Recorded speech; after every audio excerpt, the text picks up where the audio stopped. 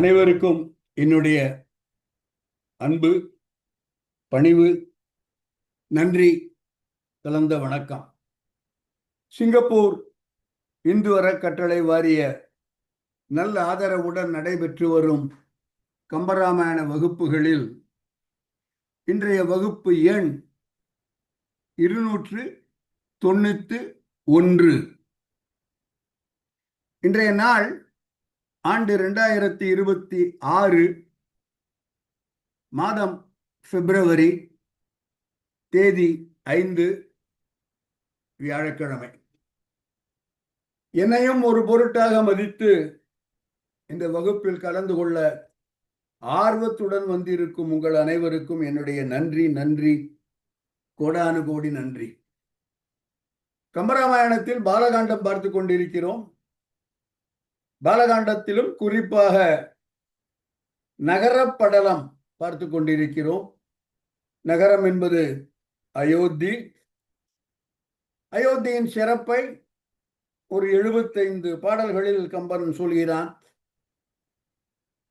நான் சொன்னது போல முழுக்க நகரத்தை பற்றிய வர்ணனை, கதாபாத்திரங்கள் என்று யாரும் இடம்பெறுவதில்லை. கதை ஓட்டம் என்பது இம்மி கூட இல்லை. எனவே கம்பன் பாடல்களை எவ்வளவு தூரம் சுவாரஸ்யமாக ஒரு எளிதாக புரிந்து கொண்டு அப்ரிஷியேட் பண்ணக்கூடிய, ரசிக்கும்படியில் சொல்லிக்கொண்டு போக முயற்சி செய்து கொண்டிருக்கிறேன்.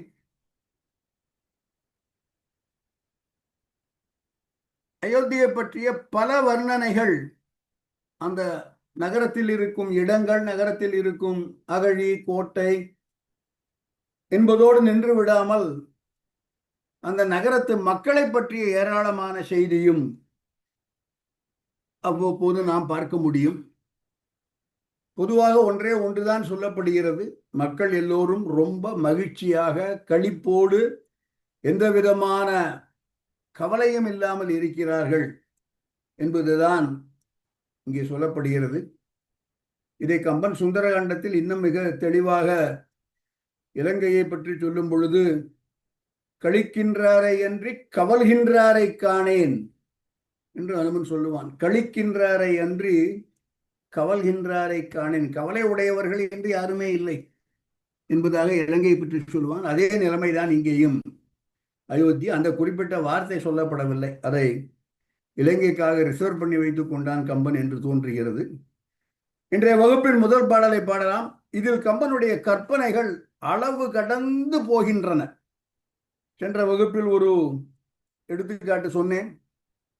ஊழல் கொண்ட ஒரு புறா சட்டென்று தாவி விண்ணுலகம் போய்விட்டது. ஏனென்றால் அந்த மாட மாளிகைகள் விண்ணை தொட்டு கொண்டு இருந்தது என்று. அதுபோல ஏராளமான கற்பனைகள். இன்றைய வகுப்பின் முதல் பாடலே அத்தகைய ஒரு உயர்வு நவிர்ச்சியின் உச்சம் என்று சொல்லக்கூடிய அளவில் தான் அமைந்திருக்கிறது. முதல் பாடலை பார்க்கலாம். கார்த்திக். எழுமிடத்து அகன்றிடை ஒன்றியல்படு பொழுதிடை போதலின் புரிசை பொன்மதில் பொன்னகர் அடன்மணி திருத்திய அயோத்தியாளுடை நிழலென பொலியுமால் நேமிவான் சுடர். நான் சொல்லுவது போல பாடலில் என்ன விஷயம் சொல்லப்பட்டிருக்கிறது என்பதை முதலில் புரிந்து கொண்டோமானால் பிறகு அந்த பாடலை சற்றே பிரித்து இந்த பிரிச்சு மேஞ்சிடலான்னு சொல்றாங்களே இந்த காலத்துல, அந்த வகையில் பார்க்க முடியும். அந்த வகையில் தான் சென்ற வகுப்பின் முதல் பாடல் அமைந்தது. ஊடு பேடை ஒதுங்குமால், அந்த வரி உங்களுக்கு ஞாபகம் இருக்கும் நினைக்கிறேன். ஊடு பேடை ஒதுங்கும், அதுதான் செய்தி. அதுபோல இந்த பாடலின் செய்தி நிழலென பொலியும் நேமி வான் சுடர். வான் சுடர், வானத்தில் இருக்கும் சுடர் சூரியன். நேமி சக்கரம், சுற்றி வருபவன், உலகத்தை சுற்றி வருபவன் அல்லது தேருடையவன், தேருக்கு சக்கரம் இருக்கிறது என்று நேமி வான் சுடர். சூரியன் உலகத்தை சுற்றி வரக்கூடிய சக்கரமுடைய சூரியன் அவனுக்கு எவ்வாறு ஒளி வருகிறது என்றால், அயோத்தி மாநகரத்தின் ஒளியால் தான் சூரியன் மிளிர்கின்றான் என்பது கம்பனுடைய கற்பனை. நிழலென பொலியுமால் நேமி வான் சுடர். வானத்தில் இருக்கக்கூடிய சூரியன் நிழல் என்பது சாயை அல்லது நிழல். யாருடைய நிழல்? அயோத்தியாளுடைய நிழல். அயோத்தியாள் நகரத்தை பெண்பாலாக சுட்டுகிறான். ஆறுகளை பெண்பாலாக சுட்டுவது வழக்கம். நாம் இப்பொழுது ஹரிகேனுக்கெல்லாம் பெயர் வைக்கும் பொழுதும் பெண்பாலாகத்தான் வைக்கிறோம் என்று நினைக்கிறேன். அயோத்தியாள் என்று பெண்பாலாக கம்பன் சொல்கிறான். அயோத்தியாளுடைய நிழல், நிழல் என்பதற்கு நிழல் என்றே பொருள் கொள்ளலாம், சாயல், அல்லது நிழல் என்பதற்கு ஒளி என்றும் பொருள் கொள்ளலாம். அயோத்தியாளுடைய ஒளியை பெற்று சூரியன் ஒளிர்கிறான் என்பது, அதைவிட அயோத்தியாளுடைய நிழல் தான் சூரியனாக ஒளிர்கிறது என்றால் அயோத்தியால் எவ்வளவு ஒளி பெற்றிருப்பாள் என்பதை புரிந்து கொள்ளலாம். கம்பன் சொல்லும் செய்தி அதுதான். இந்த சூரியன் எப்படிப்பட்டவன் என்றால், அல்லது இந்த நிழல் எப்படிப்பட்டது என்றால், நிழல் என பொலியுமால் என்பதுதான். இந்த நிழல் எவ்வாறு இருக்கிறது என்றால், எழுமிடத்து அகன்று. எழுமிடம் என்பது உதயகிரி. காலையில் சூரியன் எழுகிறான், அந்த மலை உச்சியில் இருந்து எழுகிறான். அப்பொழுது அவனுடைய நிழல், அவனால் உண்டாக்கப்படும் நிழல் மிக நீளமாக இருக்கும். எழும் இடத்து அகன்று, பெரியதாக இருக்கும். இடை ஒன்றி, இடையிலே, அதாவது நண்பகல். நிழல் காலை மாலை நிழலை போல பெரிதாகவோ நீளதாகவோ இல்லாமல் நம்ம காலுக்கடியிலே நிழல் விழுந்துடும் உச்சி வேளையில் என்று இடையில் ஒன்றி. இடை என்பது இடைப்பொழுதில், மத்தியானம், நண்பகல் என்று கொள்ளலாம். எழும் இடத்து அகன்று, காலையில் அகன்று பெரியதாக இருக்கக்கூடிய நிழல் மத்தியானம் சிறியதாகி, எல்படு பொழுது, எல் என்பது இரவு, எல்படு பொழுது சாயந்தரம், அப்ப திரும்ப சுருங்கிடும், பெருசாயிடும். எழுமிடத்தில் பெரிதாக இருக்கும், மத்தியானம் சுருங்கி போறது, சாயந்தரமும் பெருசாகிறது. இது அயோத்தி நகரத்தின் மீது விழக்கூடிய சூரியனுடைய நிழல். காலையில் பெரியது, மாலையில் பெரியது, நடுவில் சுருங்கி இருக்கிறது.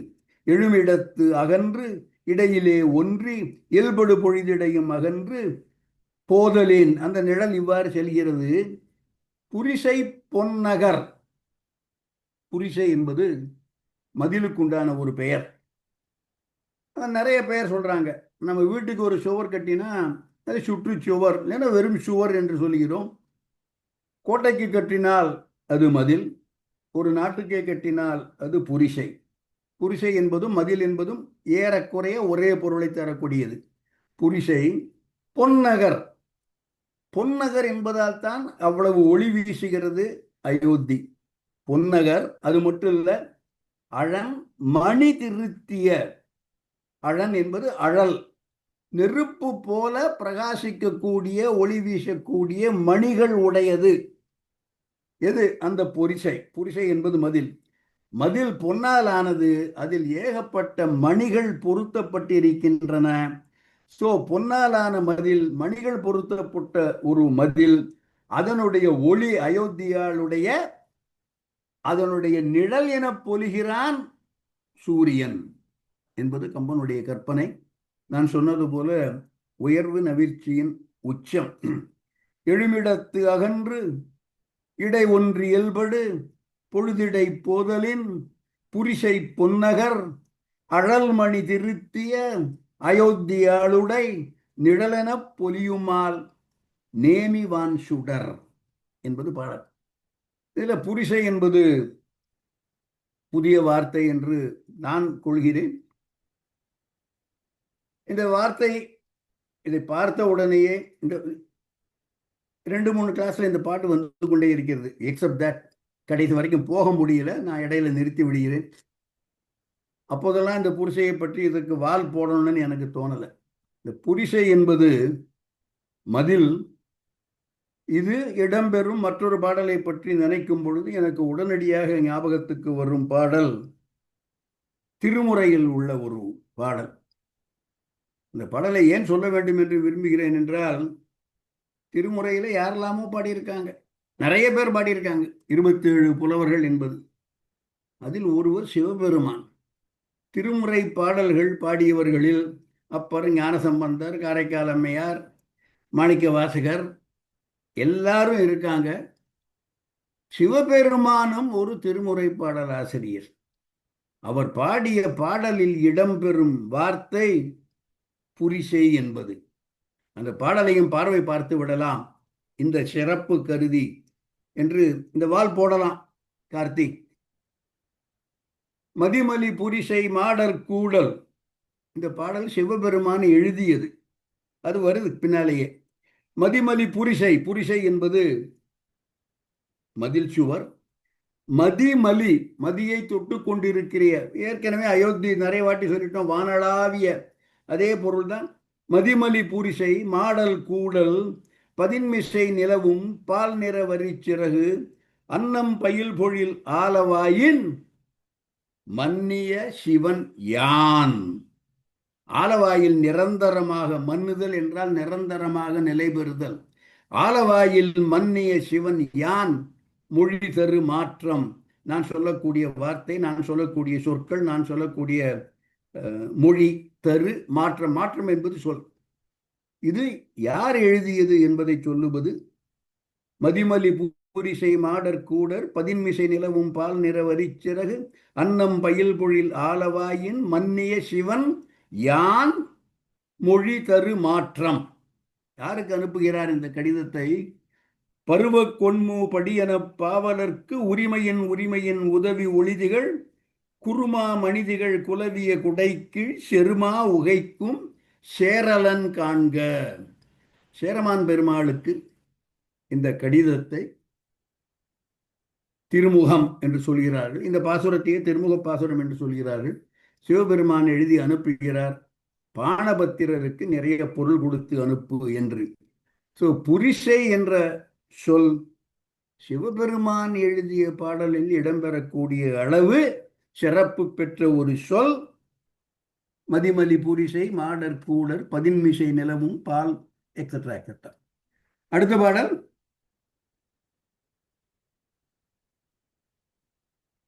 அயோத்தி நகரத்தின் சிறப்பு மேலும் சொல்லப்படுகிறது.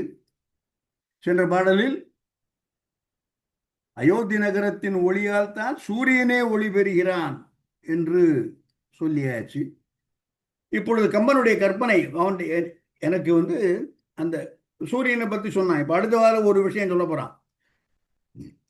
ஆய்ந்த மேகலை அவர் அம்பொன் மாளிகை வெய்ந்த காரரிற் புகை உண்ட மேகம் போய் தோய்ந்த மாக்கடல் நறுந்தூபம் நாறுமேல் பாய்ந்த தாரையின் நிலை பகர வேண்டுமோ. என்ன சொல்றான் கம்பன்?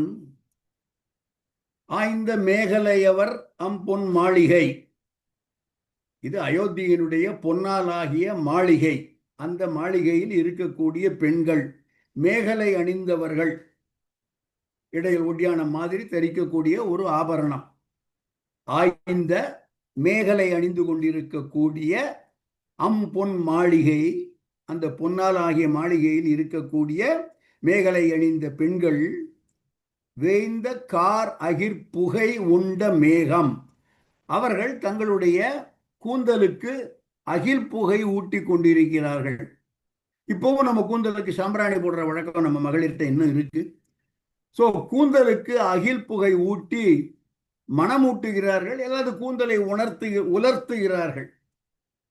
ஆய்ந்த மேகலை அணிந்த பெண்கள் பொன்னாலாகிய மாளிகையில் இருந்து கொண்டு கார் அகிர் புகை உண்ட மேகம், கரிய நிறமான அந்த அகில், சந்தனம் அகில் போன்ற அந்த மணமான அதை ஊட்டுவதால் அந்த புகை உண்ட மேகம், அந்த புகை மேகத்துக்கு வரை போய், ஏற்கனவே மாட மாளிகைகள் விண்ணை தொட்டு கொண்டுதான் இருக்கின்றன. என வீட்டிலேருந்து புகைப்பட்டால் ஈஸியா மேகத்துக்கு போய் சேர்ந்துடும். புகை உண்ட மேகம் போய், அந்த மேகம் போய் தோய்ந்த மாக்கடல் நறும் தூபம் நாறுமேல், அந்த மேகம்தான் கடலுக்கு போய் தண்ணீரை எடுத்துக்கொண்டு மேலே போய் மழையாக பொழிகிறது. இந்த அகிர்புகை உண்ட மேகம் கடலை போய் சேருவதால் கடல் தன்னுடைய புலால் நாற்றத்தை துறந்து நல்ல நறுமணம் பெறுகிறது. கடல் நீர் நறுந்தூபம் நாறுமேல், நாறுதல் என்றால் மனமுடையது, நாத்தம் அடிக்கிறது இல்லை. நறும் தூபம் நாறுமேல், தூபம் என்பது புகை. அந்த புகையினுடைய வாசனை கடலுக்கு சென்று அந்த கடலே தன்னுடைய கவிச்சின்னு சொல்றோம். ஒரு இன்னும் எனக்கு கடற்கரைக்கு போனாலே வந்து ஒரு மீன் வாசனை, ஒரு ஒரு யுனிக் ஸ்மெல், கடற்கரைக்கே உண்டான ஒரு ஸ்மெல் இருக்கும். அந்த ஸ்மெல் போயிடுதான். ஏனென்றால் கடற்கரையின் சுற்று, கடற்கரையில் இருக்கும் நீர் எல்லாமே அகில் புகை மனம் கொண்டதாக மாறிவிட்டது.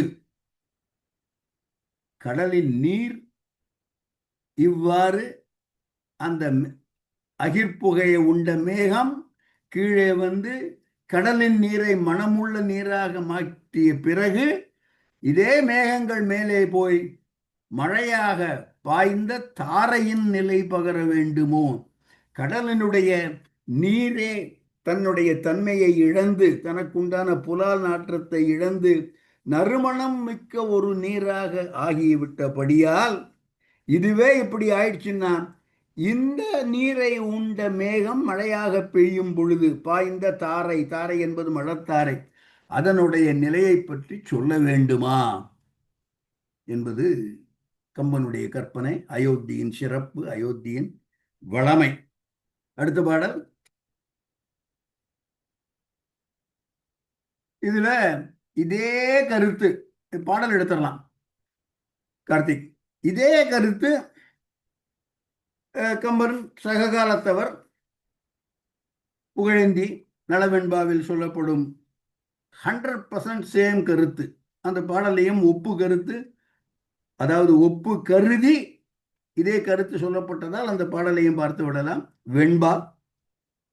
நின்று புயல் வானம் பொழிந்த நெடுந்தாரை என்றும் அகில் கமழும் என்பரால் தென்றல் அலர்த்தும் கொடிமாடத்து ஆயிழையார் ஐம்பால் புலர்த்தும் புகைவான் புகுந்து. ஈற்றடி முற்றும் மோனை. புலர்த்தும் புகைவான் புகுந்து. நின்று புயல், புயல் என்பது மேகம். நின்று புயல் வானம் பொழிந்த நெடுந்தாரை என்றும் அகில் கமழும் என்பரால்.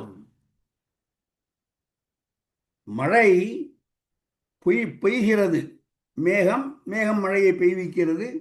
அந்த மழை தண்ணீர் அகில் வாசனையுடன் பெய்கிறது. நின்று புயல் வானம் பொழிந்த நெடுந்தாரை என்றும் அகில் கமழும் என்பர். ஆல் என்பது அசை. ஏனென்றால் தென்றல் அலர்த்தும் கொடிமாடம், தென்றல் வீசக்கூடிய கொடிகளை உடைய மாடம், அந்த மாடத்தில் இருக்கக்கூடிய ஆயிழையார். இந்த அகில்புகை ஏன் வந்தது என்றால், மேகத்திற்கு எப்படி அகில்புகை சென்று சேருகிறது என்றால், தென்றல் அலர்த்தும் கொடிமாடத்து ஆயிழையார் ஐம்பால் புலர்த்தும் புகை வான் புகுந்து. இதே பொருள்தான். மாளிகையில் இருக்கக்கூடிய பெண்கள் தங்களுடைய கூந்தலுக்கு அகில் புகை ஊட்ட, அந்த அகில் புகை மேகத்தை போய் தழுவ, அந்த மேகம் கடலில் இருந்து நீரை முண்டு, கடல் நீரே இப்பொழுது அகில் புகை மணக்கக்கூடிய நீராகிவிட்டது. எனவே அது பொழியும் தாரையும் அகில் மனத்துடையதாக இருக்கிறது. நின்று புயல் வானம் பொழிந்த நெடுந்தாரை என்றும் அகில் கமழும் என்பர். தென்றல் அலர்த்தும் கொடிமாடத்து ஆயிழையார் ஐம்பால் புலர்த்தும் புகைவான் புகுந்து. ஐம்பால் என்று ஒரு வார்த்தை. ஐம்பால் என்பது மகளிருடைய கூந்தல். இந்த வார்த்தை சொன்னவுடன் பலருக்கு சட்டென்று ஒரு பாடல் ஞாபகம் வந்து இருக்கலாம்.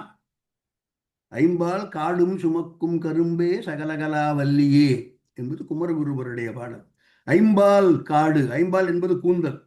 நாடும் பொருட்சுவை சொற்சுவையும் தோய்தர நாற்கவியும் பாடும் பணியில் பணித்தருள்வாய் பங்கை ஆசனத்தில் கூடும் பசும் பொற்கொடியே கனதன குன்றுமைம்பால் காடும் சுமக்கும் கரும்பே சகலகலா வல்லியே. ஐம்பால் காடு, ஐம்பால் என்பது மகளிருடைய கூந்தல். அடுத்த பாடல். 2 பாடல்கள் பார்த்தோம். அயோத்திக்கு ஒளி தருவது சூரியனுக்கு ஒளி தருவது அயோத்தி என்று, அயோத்தியின் அகில் புகை கடலை போய் சேருவதால் அங்கே பெய்யும் மழையெல்லாம் அகில் வாசனையோடு பெய்கின்றது என்பது அடுத்த பாடல். இப்பொழுது அந்த நாட்டில் உள்ள பல்வேறு இசைகளை பற்றி சொல்கிறான். எங்கு பார்த்தாலும் இசை. இந்த இசை என்பது ஒரு குறியீடு. ஏனென்றால் சந்தோஷம், களிப்பு, மகிழ்ச்சி, ஆரவாரம். கவல்கின்றார் இல்லை, களிப்பார் என்று கவல்கின்றார் இல்லை. எனவே எல்லா இடத்திலும் சந்தோஷம். அந்த சந்தோஷம் இசையை பற்றி சொல்கிறான் அடுத்த பாடலில். குழலிசை மடந்தையர் குதலை கோதையர் மழலையங்குரல் இசை மகர யாழிசை எழிலிசை மடந்தையர் இன்சொல் இன்னிசை பழையர்தம் சேரியர் ஒருநர் பாட்டிசை. மடந்தையர் முதல் அடியில் இருக்கேன். மடந்தையர் என்பது பொதுவாக பெண். அவர்கள் சின்ன வயசுக்காரங்களா இருக்கும் பொழுது குதலை, அவர்களுடைய பேச்சு குழல் போல இருக்கும். முதல் 3 வார்த்தைகளை மட்டும். மடந்தையர் குதலை குழல் இசை, புல்லாங்குழல் இசைப்பது போல இனிமையாக இருக்கும். கோதையர் அங்குரல் மழலை இசை மகர யாழிசை. கோதையர் கொஞ்சம் பெரிய பெண்கள். அங்குரல் அழகிய குரல், அவர்களுக்கும் கொஞ்சம் மழலை இருக்கிறது. கோதையர் அழகிய குரல், மழலை. அந்த குழல், அந்த இசையானது மகர யாழிசை அதுபோல இருக்கிறது. எழிலிசை மடந்தையர் இன்சொல் இன்னிசை. இன்னும் பெரிய பெண்கள், அவர்கள் சொல்லக்கூடிய சொற்கள் எல்லாம் இன்சொல்லாக இருக்கின்றன. அதிலும் இசை பொழிந்து கொண்டிருக்கிறது. பழையர்தம் சேரியில் பொருணர் பாட்டிசை. பழையர் என்பது கள் விற்பவர்கள். அங்கே இருக்கக்கூடிய அந்த சேரிகளில் கூத்தாடுபவர்கள் பொருணர், பொருணர் ஆற்றுப்படை என்று சொல்கிறோமே, அந்த பொருணர் அவர்களுடைய பாட்டு கல்விற்பவர்களுடைய சேரியில் இசைக்கின்றது என்று நாடு முழுவதிலும் எல்லா விதமான இசையும் பறந்து கிடக்கிறது அயோத்தியில் என்பது செய்தி. அடுத்த பாடல் ஒரு வர்ணனை.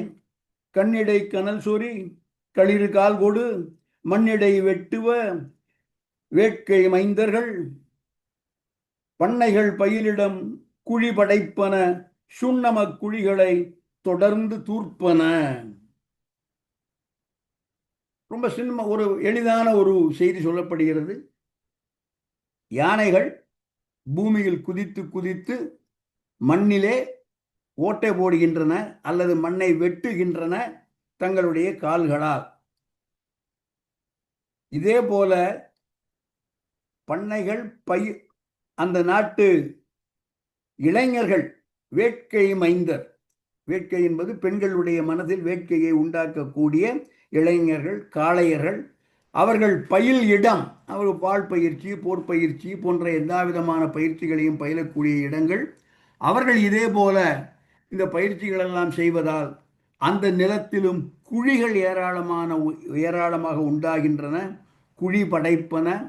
அந்த குழிகளில் இந்த மைந்தர்கள் தம் உடலில் பூசியிருந்த நறுமணம் மிகுந்த வாசனை மிகுந்த சுண்ண பொடிகள் அந்த குழிகளை நிரப்புகின்றன என்பது கம்பன் தரும் செய்தி. மீண்டும் அயோத்தியில் செல்வச் செழிப்பு, அவ்வளவுதான். கண்ணிடை கனல் சொறி களிறு, களிறு என்பது ஆண் யானை, மிகுந்த கோபம் கொண்டு கண்களில் கனல் சொரிகின்ற களிறு கால் கொடு மண்ணிடை வெட்டுவ, மண்ணை குழிபறிக்கின்றன அல்லது மண்ணை வெட்டுகின்றன தங்களுடைய கால் கொண்டு. அதே போல வேட்கை மைந்தர்தம். இதை பாருங்க, 3 உரையாசிரியர்கள் வேட்கை என்று இந்த வார்த்தையை தான் பயன்படுத்தி இருக்கிறார்கள். அங்கே இருக்கக்கூடிய இளம்பெண்களின் மனதில் ஆசையை உண்டாக்கக்கூடியவர். வேட்கை என்றால் ஆசை. ஒரே ஒரு உரையாசிரியர், பாடபேதம், கம்பன்ல எல்லாரும் கை வச்சிருக்கான். இந்த வேட்கைங்கிறத ஏதோ ஒரு சுவடியில் வாழ்க்கை, வாழ்க்கை, வாழை கையில் உடைய மைந்தர், வேட்கை மைந்தர், மற்றவர்கள் மனதில் ஆசையை தூண்டக்கூடிய வேட்கை மைந்தர் அல்லது வாழ்க்கை மைந்தர்.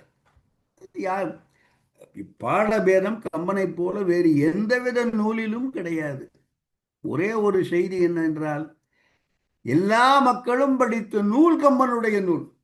ஏன்னா வேட்கை என்பது வாழ்க்கை ரொம்ப சின்ன மாறுதல். வேணாக்க பதிலாக வாவண்ணா. வேட்கை மைந்தர்தம் வாட்கை மைந்தர்தம் பண்ணைகள் பயிலிடம் குழி படைப்பன சுண்ணம குழிகளை தொடர்ந்து தூர்ப்பன. அடுத்த பாடல்.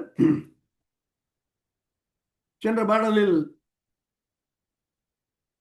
பயில்கிறார்கள், வேட்கை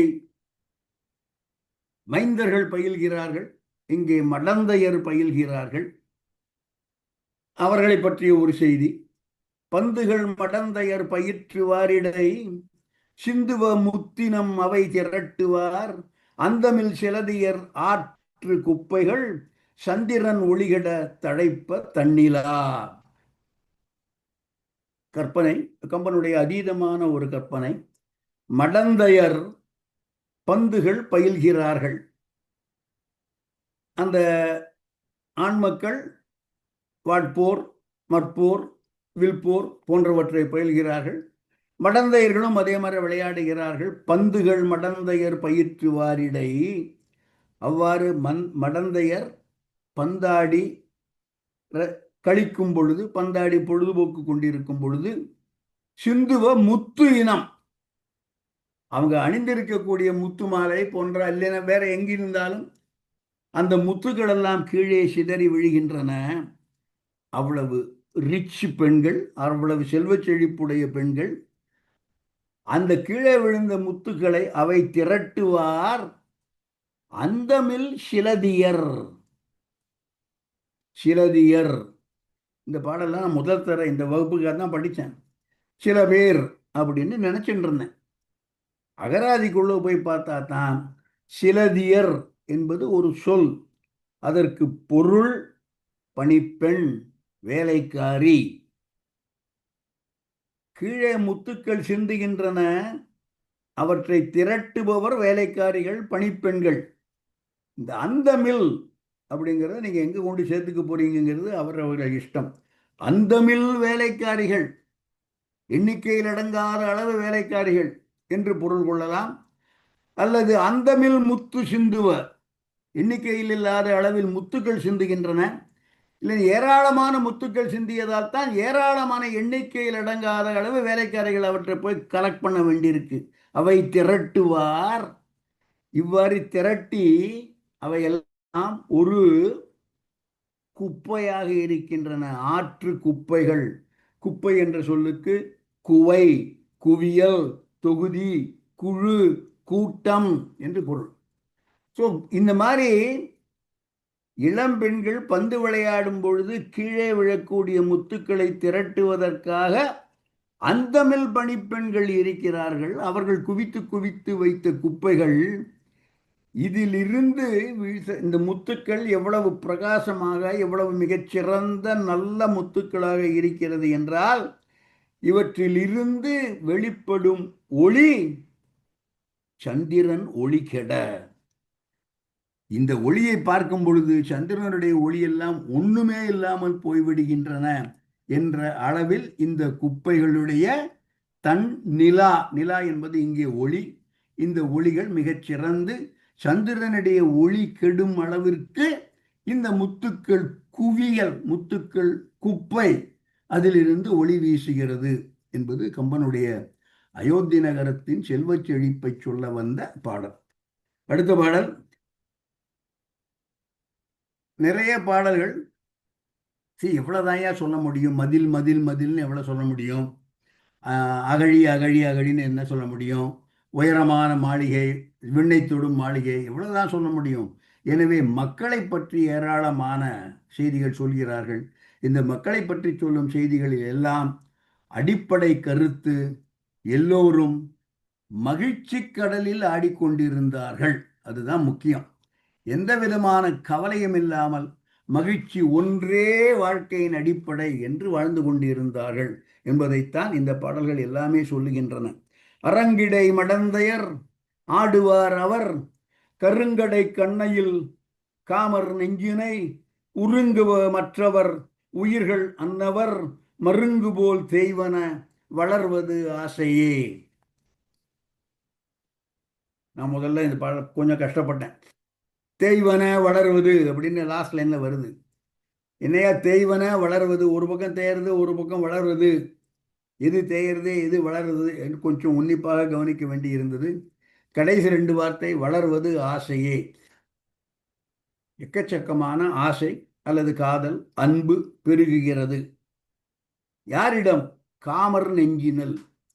காமர் என்பது இங்கே மடந்தையர் ஆடுகிறார்கள், அவர்களை பார்க்கக்கூடிய அவர்களுடைய காதலர்கள், அவர்கள் நெஞ்சில் வளர்வது ஆசை. அது ஒரு செய்தி. அரங்கிடை மடந்தையர் ஆடுவார்.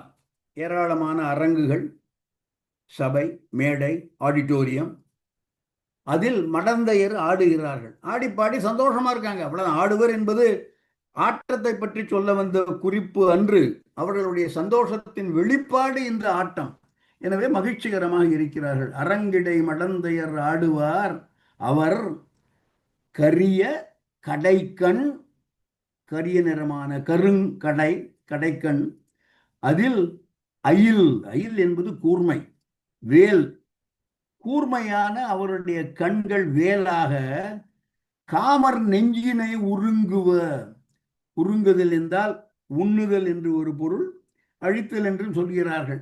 இந்த பெண்களுடைய கூர்மையான கண் பார்வையானது அவர்கள் மீது காதல் கொண்ட காமர் நெஞ்சினை உருங்குவ, அவர்களுடைய உயிரையே உண்ணுகிறது, அவருடைய ஆசையை. உண்ணுதல், உருங்குவ என்றால் உண்ணுதல், அழிக்கின்றன.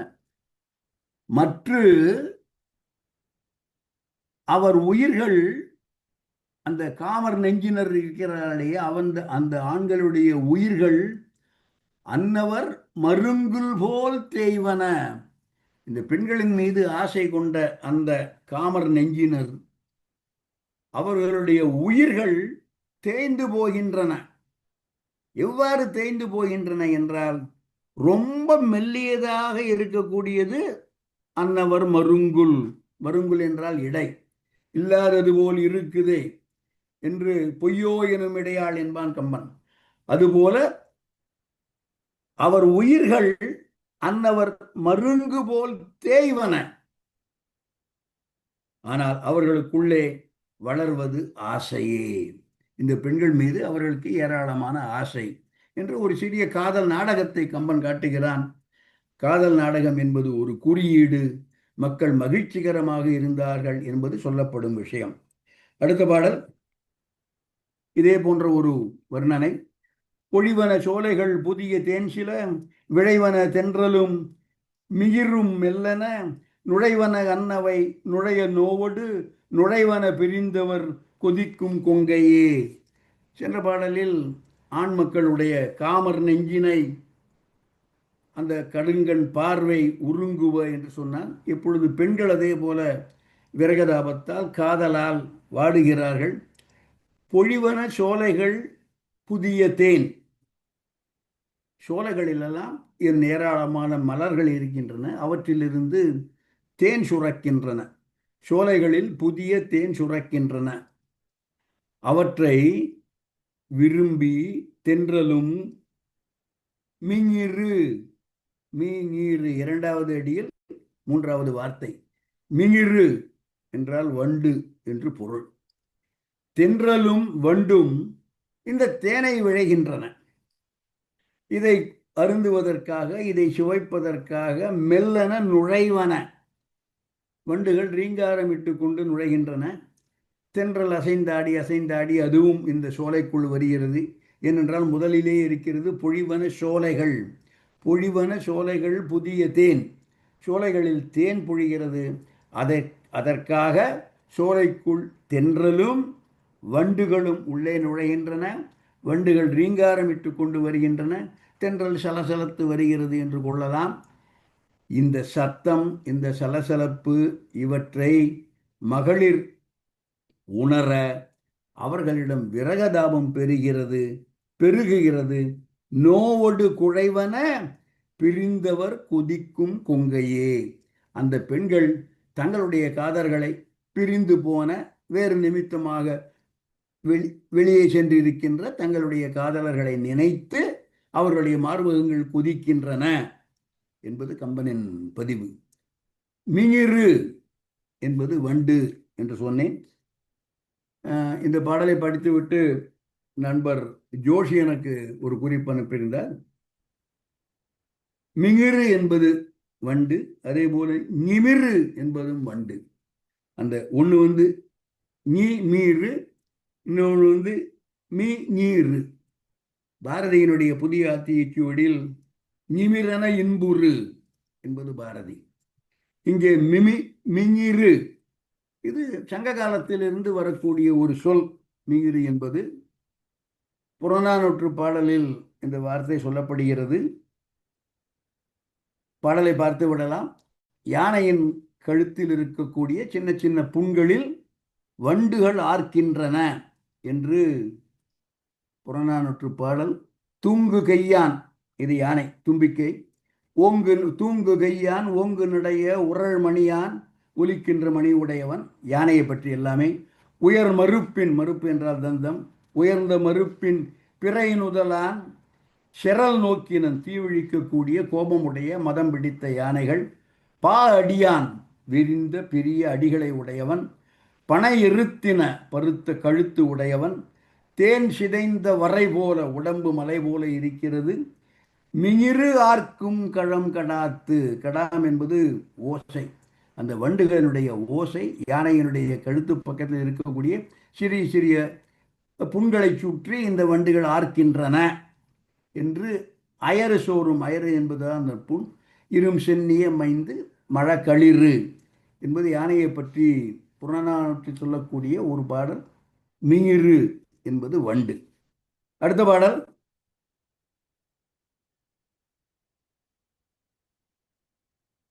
இறங்குவ மகரையால் எடுத்த இன்னிசை நிறம் கிளர் பாடலால் நிமிர்வ அவ்வழி கரங்குவ வல்விசி கருவி கண்முகிழ்த்து உறங்குவ மகளிரோடு ஓதும் கிள்ளையே.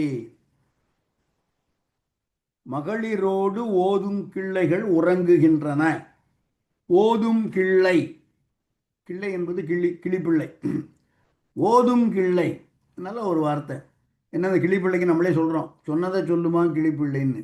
ஸோ சொன்னதை சொல்லுமாம் கிளிப்பிள்ளை, நம்ம சொன்ன கொடுத்ததை ஓதும் கிளிப்பிள்ளை. தானாக சுயமாக சிந்தித்து செய்வது இல்லை, நாம் சொல்லுவதை ஓதுகின்ற கிளிப்பிள்ளை. அந்த கிளிப்பிள்ளைகளும் மகளிரோடு உறங்குகின்றன. என்ன காரணம் என்றால், இறங்குவ மகர யாழ் எடுத்த இன்னிசை. இறங்குதல், வளைந்த வளைந்த ஷேப்புடைய, வளைந்த வடிவமுடைய மகரையால் எடுத்த இன்னிசை நிறம் கிளர் பாடலால். நிறம் என்ற சொல்லுக்கு பல பொருள் உண்டு, அதில் ஒன்று இசை என்பதே. நிறம் கிளர் பாடலால் நிமிர்வ, எழுந்து அந்த ஒரு உற்சாகம் பிறக்கிறது. அவ்வழி கரங்குவ வள் விசி கருவி, விசித்தல் என்றால் கட்டுதல், வார்களால் விரிந்து கட்டப்பட்ட முழவு என்று சொல்லலாம், மிருதங்கம் என்று சொல்லலாம், மத்தளம் என்று சொல்லலாம். கரங்குவ, ஒலி எழுப்புவ. ஸோ யாழ் ஒலி கேட்கிறது, மத்தள ஒலி கேட்கிறது. இவற்றால் கண் முகிழ்த்து மகளிரோடு கிளிப்பிள்ளைகளும் உறங்குகின்றன என்பது மீண்டும் ஒரு மகிழ்ச்சியின் வெளிப்பாடு. அடுத்த பாடல். அடுத்த பாடலும் மகிழ்ச்சியின் வெளிப்பாடு. பாடலை பாருங்க, சரி, நல்ல என்ன பாடல். குதைவரி சிலை நுதர் கொவ்வை வாய்ச்சியர் பதவு கைத்தொழில் கொடு பழிப்பு இலாதன ததைமலர் தாமரை அன்ன தாளினால் உதைபட சிவப்பன உறவு தோள்களே. கம்பனுடைய கற்பனை என்னெல்லாம் போயிருந்து பாருங்க. மக்கள் மகிழ்ச்சிகரமாக இருக்கிறார்கள். குதை வரி சிலை நுதல், நுதல் என்பது நெற்றி, சிலை போன்ற வளைந்த நெற்றியை உடையவர்கள். குதை என்பது நாணில் இருக்கக்கூடிய ஒரு பகுதி, வில்லுக்கு நாண் இருப்பது அதற்கு குதை. வரிந்து கட்டப்பட்ட சிலை என்பது வில், வில் போன்ற நுதல் உடைய பெண்கள்.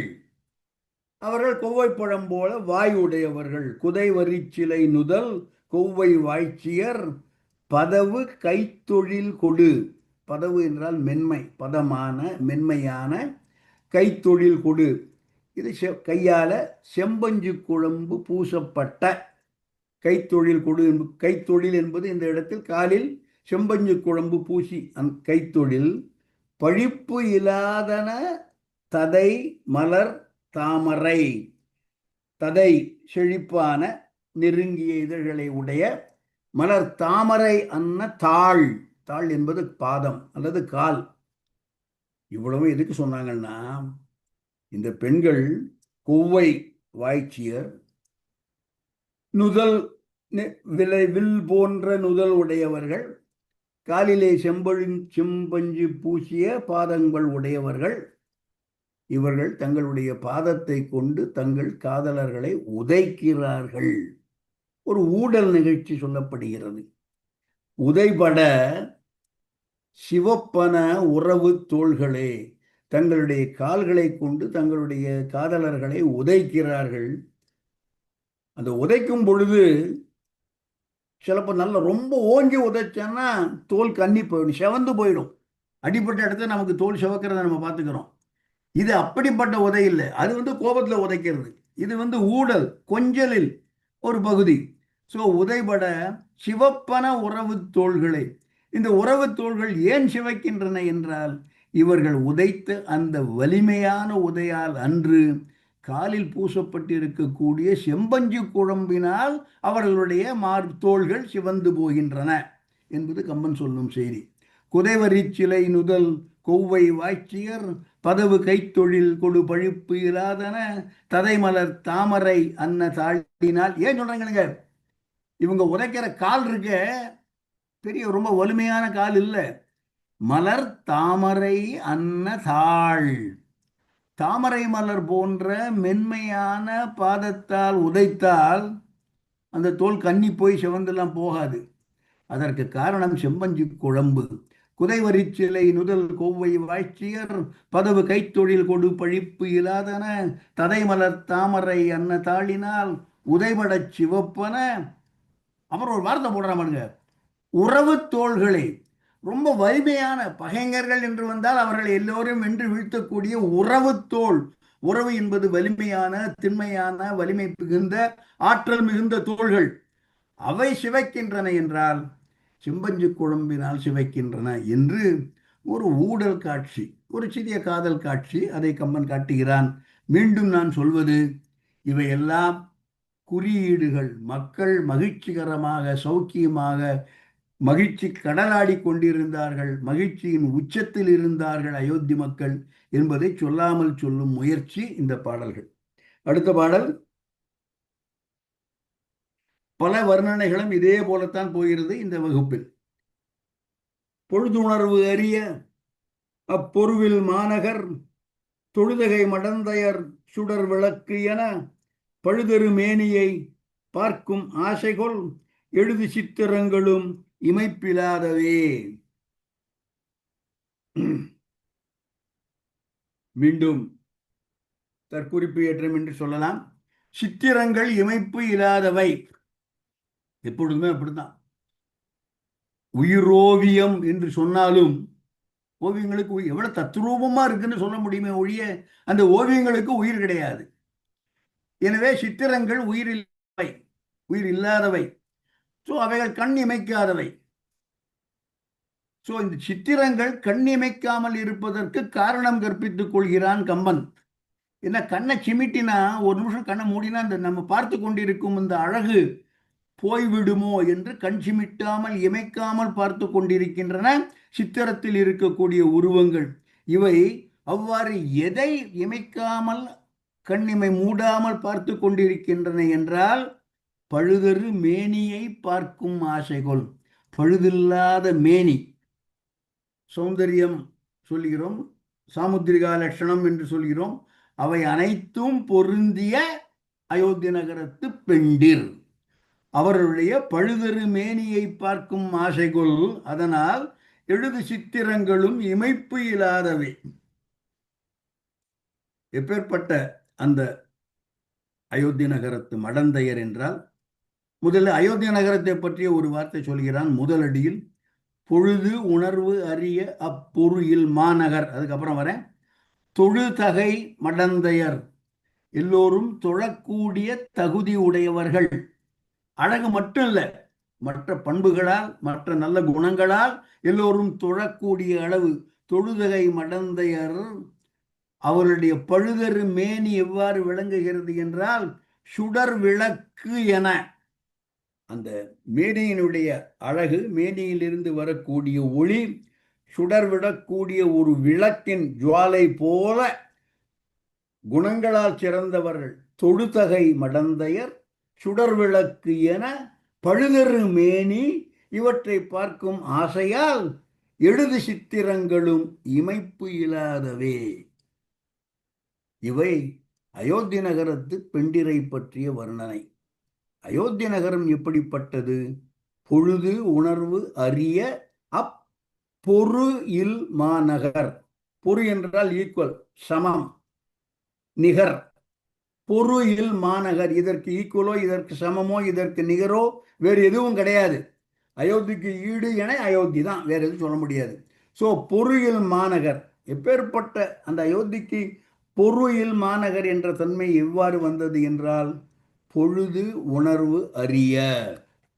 பொழுது உணர்வு, காலை பொழுது மாலை பொழுது என்ற வித்தியாசம் இல்லாமல், பகல் பொழுது இரவு பொழுது என்று வித்தியாசம் இல்லாமல் எப்பொழுதும் ஜொலித்து கொண்டிருக்கக்கூடிய, எப்பொழுதும் ஒளி வீசி திகழ்ந்து கொண்டிருக்கக்கூடிய பொழுது உணர்வு அறிய அயோத்தி மாநகரம்.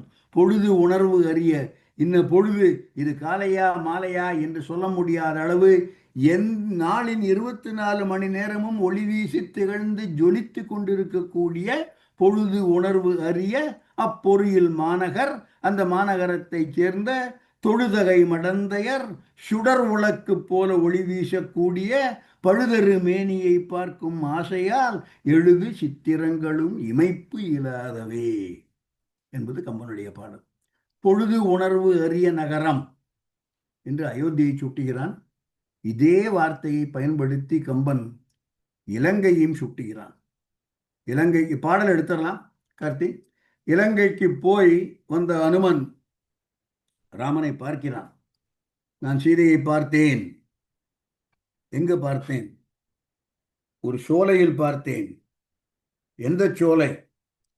உன் தம்பி பண்ணினானே பர்ணசாலை, அதே பர்ணசாலைக்குள் சீதை இருந்தாள் என்று அனுமன் சீதையை பார்த்ததை ராமனுக்கு பதிவு செய்கிறான். அப்பொழுது எந்த நகரத்தில் எந்த ஊரில் பார்த்தேன் என்பதை சொல்லும் பொழுது அனுமன் இலங்கையையும் இதே மாதிரி ஒரு சுட்டு சொல்லி பொழுது உணர்வு அறிய என்பது துணிக்கு அங்கேயும் ஒரு பாடல் தருகிறான் கம்பன். ஒப்பு நோக்கி அந்த பாடலையும் பார்த்து விடலாம் கார்த்தி. வேலையுள் இலங்கை என்னும் வெறிநகர் ஒரு சார் விண்தோய். வேலையுள் கடலுக்குள், வேலையுள் இலங்கை என்னும் விரிநகர் பெரிய நகரம். வேலையுள் இலங்கை என்னும் விரிநகர் ஒரு சார் விண்தோய். காலையும் மாலைதானும் இல்லதோர், அதான் ஊர். காலையும் மாலைதானும் இல்லதோர் கனக கற்ப சோலையங்கதனில் உம்பி புல்லினால் தொடுத்த தூய சாலையில் இருந்தாள் ஐயா. யாரு? தவம் செய் தவமாம் தையல். சீதைக்கு கொடுக்கக்கூடிய ஒப்பில்லாத ஒரு அடைமொழி அனுமன் வாயாக கம்பன் தரும் அடைமொழி. தவம் செய்த தவம் சீதை. வேலையுள் இலங்கை என்னும் விரிநகர் ஒரு சார் விண்தோய்.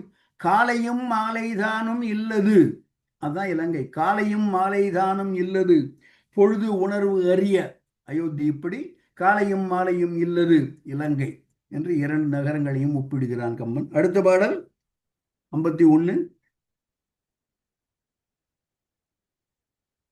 தனிமலர் திருமகள் தங்கு மாளிகை இணர் ஒளி பரப்பி நின்று இருள் துறப்பன. திணிசுடர் நெய்யுடை தீ விளக்கமோ மணிவிளக்கு அல்லன மகளிர் மேனியே. மகளிர் மேனி ஏற்கனவே சென்ற பாடலில் சொல்லி இருக்கிறான். பாடலை பார்த்துட்டோம் நம்ம. தொழுதகை மடந்தையர் சுடர் விளக்கு என பழுதரு மேனி, அதை பார்க்கும் ஆசைகொள் எழுது சித்திரங்களும் இமைப்பு இல்லாதவை. அதே செய்தி சொல்லப்படுகிறது. தனிமலர் திருமகள் தங்கு மாளிகை. அயோத்தி நகரம் செல்வச் செழிப்பானது. ஏனென்றால் எல்லா மாளிகைகளிலும் லக்ஷ்மி குடியிருக்கிறாள். லக்ஷ்மி கடாட்சம் எல்லா இடத்திலும் இருக்கிறது. திருமகள் தங்கு மாளிகை, முக்கியமான வார்த்தை. திருமகள் தங்கும் மாளிகை, செல்வங்கள் எல்லாம் நிறைந்த மாளிகை. இந்த திருமகள் யார்? தனி மலர் திருமகள். மலர் என்பது தாமரை, தனி என்றால்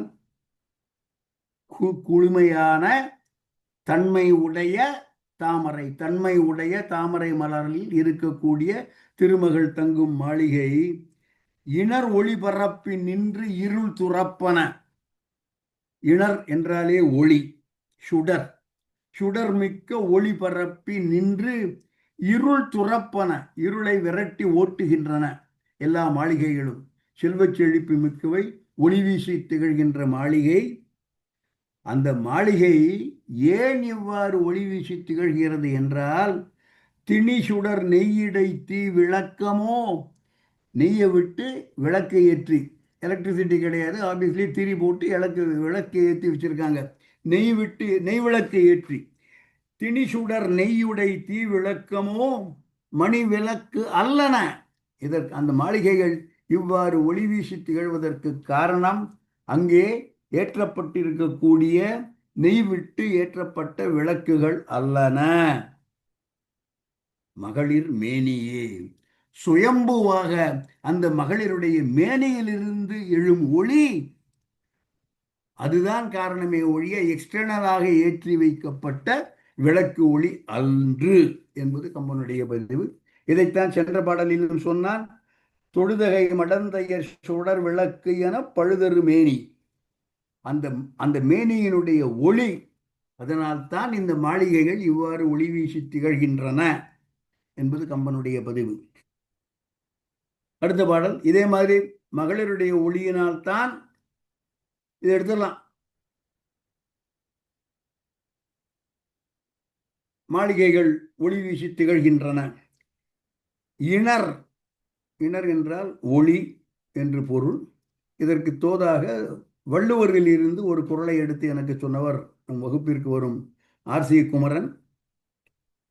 ஒளி வீசி நெருப்பு ஒளி, இணர் எரி தோய்வு அன்ன இன்னா செய்யினும் புணரின் வெகுளாமை நன்று என்று கோபப்படாமல் இருப்பதை பற்றி வள்ளுவன் சொன்னது. இணர் எரி தோய்வன இன்னா செய்யினும், எப்பேற்பட்ட ஒரு துன்பம் வந்தாலும், எப்பேற்பட்ட துன்பம் சுடர் வீசி எரிகின்ற அது போன்ற துன்பம் வந்தாலும் வெகுளாமை நன்று, கோபப்படாமல் இருப்பது நன்று என்பது குறள். இணர் அந்த ஒத்த சொல்லாக்கத்திற்காக சொல்லப்பட்ட வார்த்தை. அடுத்த பாடல்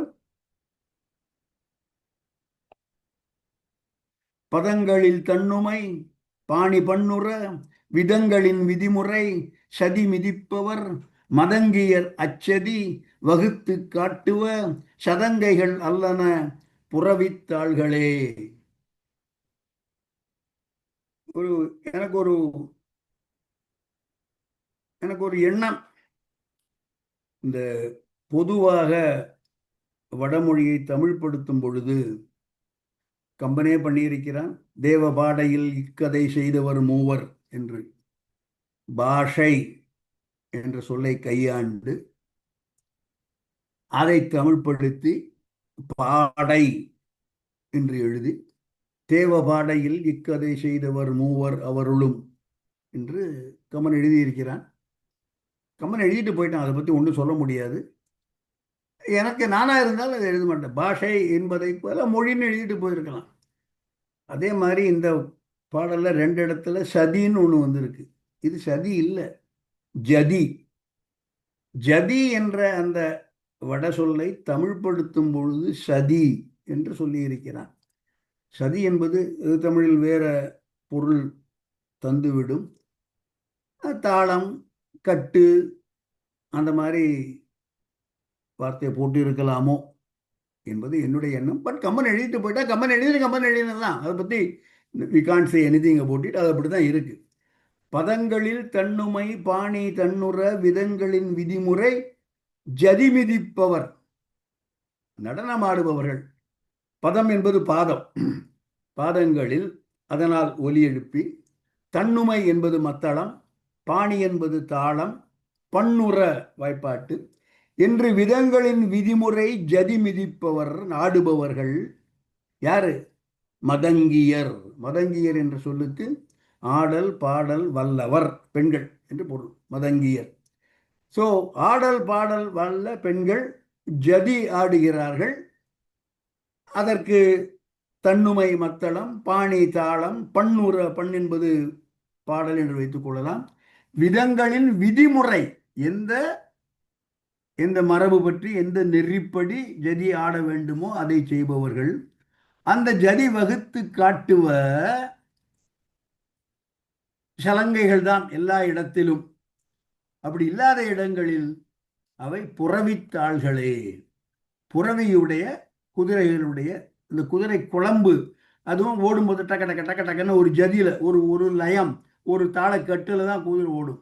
ஸோ இந்த மகளிருடைய ஜதி ஆடுபவர்கள், நடனம் ஆடுபவர்கள், இவர்களுடைய இந்த ஒலியை எழுப்புவை பொதுவாக சதங்கைகள். அச்சதி வகுத்து காட்டுவ, அஜதி வகுத்து காட்டுவ சதங்கைகள்.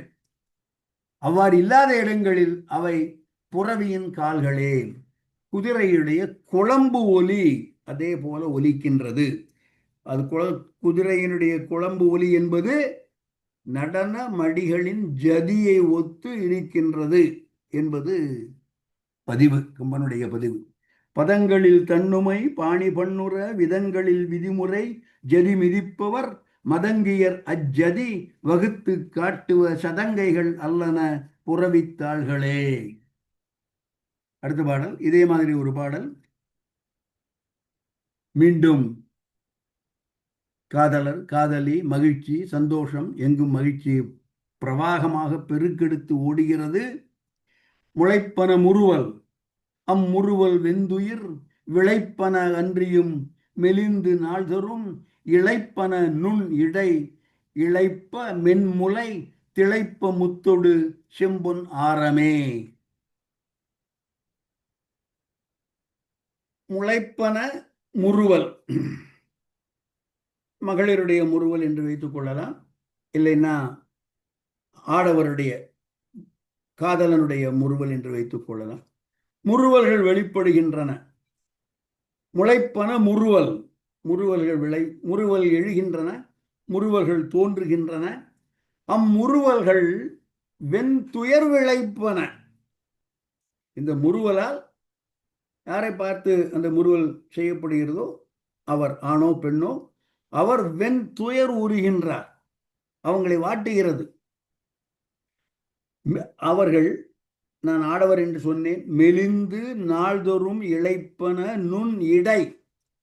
இந்த ஆடவர் அல்லது காதலர் கணவர் அவருடைய முறுவலை பார்த்து அது கிடைக்க வேண்டுமே காதலன் என்று வைத்துக் கொண்டால் என்று ஏங்கி, அந்த முறுவல் ஏற்கனவே துயர் விளைக்கின்றன, அது கிடைக்காததால் மெலிந்து நாள்தோறும் இளைப்பது அந்த பெண்களுடைய நுண் இடை.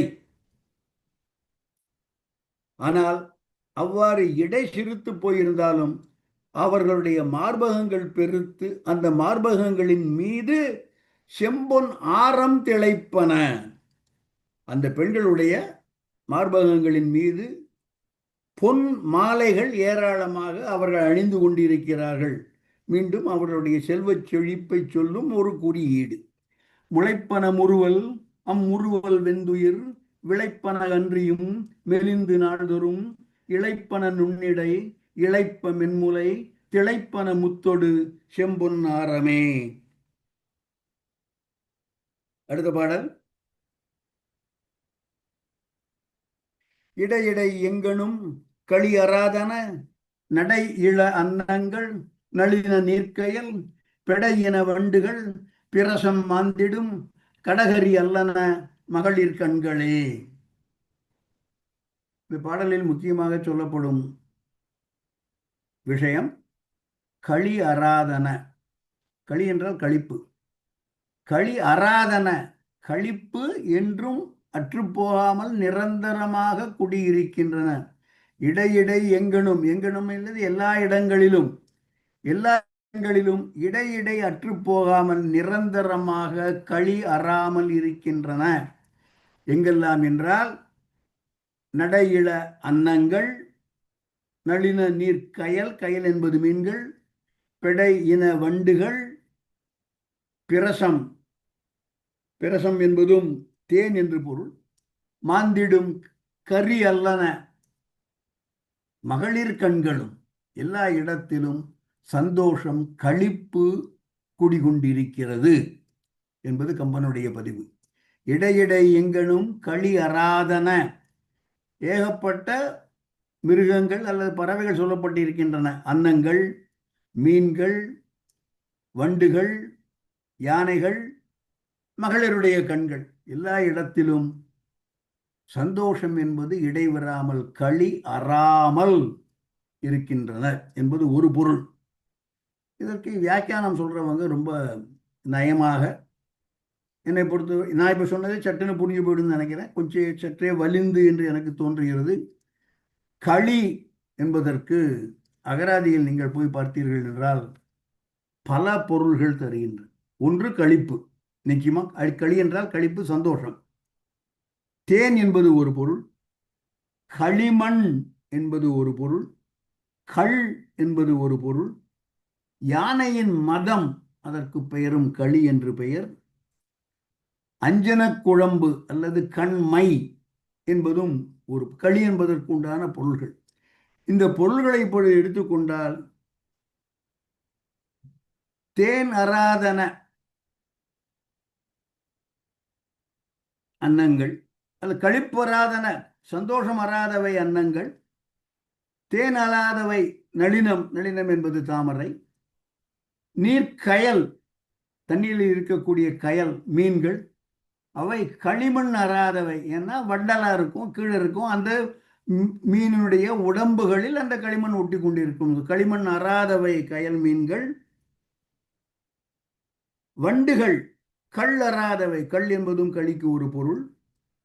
யானையின் மதம் கடகரி, அதே போல மகளிருடைய கண்கள் அவை அஞ்சன குழம்பு அல்லது கண்மையிட்டுக் கொண்டிருக்கும் என்று களி என்பதற்கு 6 பொருள் சொல்லி, அந்த 6 பொருளையும் அன்னங்கள், தாமரை, கயல் மீன்கள், வண்டுகள், யானை இவற்றின் மீது ஏற்றியும் பொருள் சொல்கிறார்கள். உரையாசிரியர்களுடைய நயம் சொல்லப்பட்ட இடம் அது. அடுத்த பாடல். தயல் விழி ஆழியும் தழல் விழி ஆழியும் துணையும் தாழ்வரை முழை விழை கிரி நிகர் களிற்றின் மும்மத மழை விழும் விழுந்தொறும் மண்ணும் கீழுற குழை விழும் அதில் விழும் கொடித்தின் தேர்களே. நாட்டினுடைய வளமை சொல்லப்படுகிறது. தழல் விழி ஆழி, ஆழி என்பது சிங்கம், நெருப்பு கக்கி கொண்டிருக்கக்கூடிய கண்களை உடைய தழல் விழி ஆழியும் அதனுடைய துணை பெட்டை சிங்கம், பெண் சிங்கம், தாழ்வரை முழை விழை கிரி நிகர் களிறு, கிரி மலை, மலை போன்ற பெரிய உடம்புடைய களிர், அவற்றின் மும்மத மழை, மத நீர்கள், இவை எல்லாமே முழை விழை, முழை என்பது குகை, குகையில் இருக்கக்கூடிய சிங்கம், மலையில் இருக்கக்கூடிய யானை, இவற்றினுடைய மத நீர் பெருகி விழ விழுந்தோர் மழை போல, அது யானையுடைய மத நீர் மழை போல விழ மண்ணும் கீழுற குழை விழும். குழைதல் என்றால் சேறு ஆகுதல். அந்த சேரில் விழும் கொடித்தின் தேர்களே. இது நாட்டின் வளப்பம் என்று கொள்ளலாம். தேர்கள் ஓடும் பொழுது இந்த சேற்றில் அந்த தேர்கள் வழுக்கி விழுந்து விடுகின்றன என்பது கம்பன் சுட்டும் ஒரு பொருள். அடுத்த பாடல்.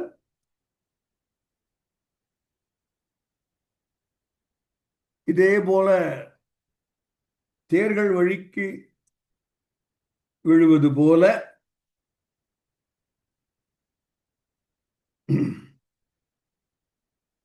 குதிரைகள் வழுக்கி விடுகின்றன. ஏனென்றால் அது கம்பன் ஏன் என்பதை சொல்கிறான். ஒரு கற்பனை, அவனுடைய கற்பனை. ஆடுவார் புறவியின் குரத்தை ஆர்ப்பன சூடுவார் இகழ்ந்த அத்தொங்கல் மாலைகள் ஓடுவார் இழுக்குவது ஊடல் காடுற கூடுவார் வனமுலை கொழித்த சாந்தமே. 2 செய்திகள் சொல்லப்படுகின்றன. குதிரைகள் கீழே வழுக்கி விழுந்து விடுகின்றன. குரம் என்பது குதிரையினுடைய குளம்பு. ஆடுவார் புறவியின், வார் என்பது கயிறு, கடிவாளம் போட்டிருப்பாங்க. கடிவாளம் போட்டு ஆடிக்கொண்டிருக்கக்கூடிய குதிரைகளின் குரம், குரம் என்பது குளம்பு என்று சொன்னேன், அவற்றை ஆர்ப்பன சூடுவார் இகழ்ந்த தொங்கல் மாலைகள். ஏராளமான மாலைகளை அணிந்த ஆண்களும் பெண்களும் அவர்கள் தூக்கி வீசி எறிந்த மாலைகள், மலர் மாலைகள், அவை வீசப்பட்டதால் குதிரைகளின் கால் அல்ல குதிரைகளின் குளம்புகள் அவற்றில் இடறி குதிரைகள் கீழே விழுகின்றன. ஆடுவார் புறவியின் குரத்தை ஆர்ப்பன சூடுவார் இகழ்ந்த, இகழ்தல் என்றால் தூக்கி வீசி எறிந்த அத்தொங்கல் மாலைகள். இது குதிரைகள் கீழே விழுகின்றன. இதே போல தெருக்களில் நடமாடுபவர்கள் அல்லது ஓடுபவர்கள் என்று சொல்லுகிறார்கள். ஓடுவார் இழுக்குவது, தெருக்களில் ஓடிக்கொண்டிருப்பவர்கள் என்ன காரணத்திற்காக ஓடுகிறார்கள் என்று கம்பன் சொல்லவில்லை. ஓடுவார் ஜாகிங்னு வச்சுக்கலாம், இல்லை மார்னிங் எக்ஸசைஸ்னு வச்சுங்க. நீங்க ஓடுவார் இழுக்குவது ஊடல் ஊடுற கூடுவார் வனமுலை கொழித்த சாந்தமே. சாந்தம் என்பது சந்தனம். பெண்கள் தங்களுடைய மார்பில் சந்தனத்தால் அழகுபட எழுதி கொண்டிருக்கிறார்கள், சந்தனம் பூசி கொண்டிருக்கிறார்கள். அதில் சித்திரெல்லாம் வேற வரைவாங்கன்னு சொல்றாங்க மார்பகத்தில். ஸோ ஊடல் செய்யும் பொழுது அவை இருந்தன, கூடுவதற்கு அவை இடையூறாக இருக்குமே என்று அந்த சந்தன குழம்பை எல்லாம் வழித்து வீதியில் எரிந்து விடுகிறார்கள். அந்த சந்தன குழம்பில் ஓடுபவர்கள் வழுக்கி விழுகிறார்கள். ஓடுவார் இழுக்குவது ஊடல் ஊடுற, ஊடல் ஊடுற கூடுவார். அந்த பெண்கள் வனமுலை கொழித்த சாந்தமே, மார்பிலிருந்து வழித்து எறிந்த சந்தன குழம்பில் ஊடுபவர்கள் வழுக்கி விழுகிறார்கள் என்பது கம்பனுடைய கற்பனை. இந்த குறிப்பிட்ட கற்பனை, மார்பிலிருந்து வழித்தெடுத்த சந்தம், அவற்றால்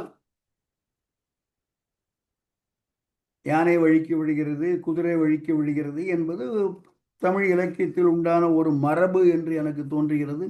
ஏனென்றால் இதையே புகழேந்தி புலவரும் தம்முடைய நளவெண்பாவில் இதே கற்பனையை சொல்கிறார். ஒத்த கருத்து என்பதால் அந்த பாடலை பார்த்து விடலாம். கார்த்திக். கோதை மடவார்தம் கொங்கை மிசை திமிர்ந்த சீத களவச் செழுஞ்சேற்றால் வீதிவாய் மானக் கரிவழுக்கும் மாவிந்தம் என்றுள்ளதோர் ஞானக் கலைவாழ் நகர். ஞானக் கலைவாழ் நகர் என்பது நைடத நாட்டின் தலைநகரம். அதற்கு பெயர் மாவிந்தம். மாவிந்தம் என்பது அந்த ஊரின் பெயர். மாவிந்தம் என்று உளதோர் ஞான கலை வாழ் நகர். எப்பேற்பட்ட நகர் என்றால் வீதிவாய் மான கரி வழுக்கும். மான கரி வழுக்கும், கரி என்பது யானை என்ற குரல். யானைகள் வழுக்கி விழுகின்றன வீதிகளில். வீதிவாய் மான கரி வழுக்கும் மாவிந்தம் என்றுள்ளதோர் ஞான கலைவாழ் நகர். மாவிந்தம் என்ற பெயருடைய நைடத நாட்டின் தலைநகரில் வீதிகளில் யானைகள் வீதிகளில் வழுக்கி விழுகின்றன. அப்பேற்பட்ட புகழுடைய ஞான கலைவாழ் நகர் மாவிந்தம் என்பது. இந்த யானைகள் ஏன் கீழே விழுகின்றன என்றால், கோதை மடவார்தம் கொங்கை மிசை திமிர்த்த சீத களவ செழும் சேற்றால், தங்கள் மார்பில் அவர்கள் பூசியிருந்த சந்தன கொழும்புகளை வழித்து எடுத்து வீதியில் வீசி எறிவதால் அந்த சந்தன குழம்பில் யானைகள் வழுக்கி விழுகின்றன என்பது புகழேந்தி புலவர் சொன்னது. அதையே கம்பனும் அயோத்தி நகரத்தில் காண்பிக்கின்றான். அடுத்த பாடல். இளைப்பெறும் குரங்களால் இவுளி பாரினை கிளைப்ப அவ்வழி கிளர்ந்த தூளியின் ஒளிப்பன மணி அவை ஒளிர மீது தேன் துளிப்பன குமரர்தம் தோளின் மாலையே. மீண்டும் ஒரு கற்பனை. குதிரைகள் ஓடுகின்றன. குரம் என்பது ஏற்கனவே சொன்னேன், குதிரைகளின் குளம்பு. இளைப்ப அரும் குளம்பு. குதிரைகளின் கால் குளம்புகளுக்கு தளர்ச்சியே கிடையாது. எப்பொழுது வேண்டுமானாலும் ஓடிக்கொண்டிருக்கும் வலிமை உடைய கால்களை உடைய அந்த குளம்புகளில் உடைய யூளி. யூளி என்றால் குதிரை. பாரினை கிளப்ப அவ்வழி கிளர்ந்த தூளி. தூளி என்பது தூசி அல்லது புழுதி, பொடி. அவை ஒளிப்பன. அந்த குதிரையின் மீது இருக்கக்கூடியவர்கள் மார்பில் அணிந்திருந்த ரத்தினம் போன்றவருடைய ஒளியை இந்த தூசிகள் போய் மழுங்கச் செய்து விட்டன, ஒளிப்பன. ஆனால் அவை மீண்டும் ஒளிர தேன்துளிப்பன குமரர்தம் தோளின் மாலையே. இவர்களுடைய அணிகலன்களில் இருந்த அந்த ஒளியை குறைப்பது அந்த தூசிகள். ஆனால் அந்த தூசியை நீக்கி அவர்கள் மாலையில மலர் மாலைகள் போட்டு இருக்கிறார்கள். அதில் இருக்கக்கூடிய தேன்துளிகள் சொட்டுவதால் மீண்டும் அந்த அணிகலன்கள் ஒளி பெறுகின்றன என்பது கம்பன் சொல்லும் செய்தி. இளைப்பேறும் குரங்களால் யூழி பாரினை கிளப்பன அவ்வழி கிளர்ந்த தூளியின் ஒளிப்பன மணி அவை ஒளிர மீது தேன் துளிப்பன குமரர்தம் தோளின் மாலையே. அடுத்த பாடல். விளக்கரும் கரி மதம் வேங்கை நாறுவ குலக்கொடி மாதர்வாய் குமுதம் நாறுவ கலைக்கடை கணிப்ப அரும் கதிர்கள் நாறுவ மலர்கடி நாறுவ மகளிர் கூந்தலே. நாறுதல் என்றால் மனம் வீசுதல். விளக்க அரும் கரி மதம் வேங்கை நாறுவ. வேங்கை மரத்தினுடைய மலர் போல மனமுடையதாக யானையினுடைய மதத்தின் வாசனை அல்லது நாற்றம், துர்நாற்றம்னு வச்சுங்க, நல்ல நாற்றம்னு வச்சுங்க. அது வேங்கை மரத்தின் மலர் எவ்வாறு வீசும் என்பது எனக்கு தெரியாது. அதுபோல கரி மதம், யானைகளுடைய மதம், அந்த நீர் இவ்வாறு மனமுடைத்ததாக இருந்தது. குலக்கொடி மாதர் வாய், நல்ல குலத்தில் பிறந்த மாதர்களுடைய வாய் குமுதம் போல மனம் உடையவளாக இருந்தன. கலைக்கடை கணிப்ப அரும் கதிர்கள் நாறுவ. கலம், கலக்கடை, களம் என்பது அணிகலன்கள், நகைகள். கடை கணிப்ப அரும், இவ்வளவு என்று வரையறுத்து சொல்ல முடியாத நகைகள், அவற்றிலுடைய ஒளி கிரணங்கள், கதிர்கள் எண்ணிக்கையில் இல்லாமல் அவை ஒளி வீசுகின்றன. அருங்கதிர்கள் நாறுவ, நகைகளிலிருந்து ஏராளமான ஒளிக்கதிர்கள் வீசுகின்றன. மலர்கடி நாறுவ மகளிர் கூந்தலே. மகளிருடைய கூந்தல் எல்லாம், கடி என்பது நறுமணம், மலர்களிலுடைய நறுமணம் மகளிருடைய கூந்தலில் இருந்து வீசுகின்றன என்பது கம்பனுடைய பதிவு. மகளிருடைய கூந்தலுக்கு இது இயற்கை மனமா, அவர்கள் சூடியிருந்த மலர்களின் மனமா என்பது வேற விஷயம். ஸோ மலர் கடி நாறுவ மகளிர் கூந்தலே என்று மகளிருடைய கூந்தல் நறுமணம் உடையது என்பதும் கம்பனுடைய பதிவு. அடுத்த பாடல்.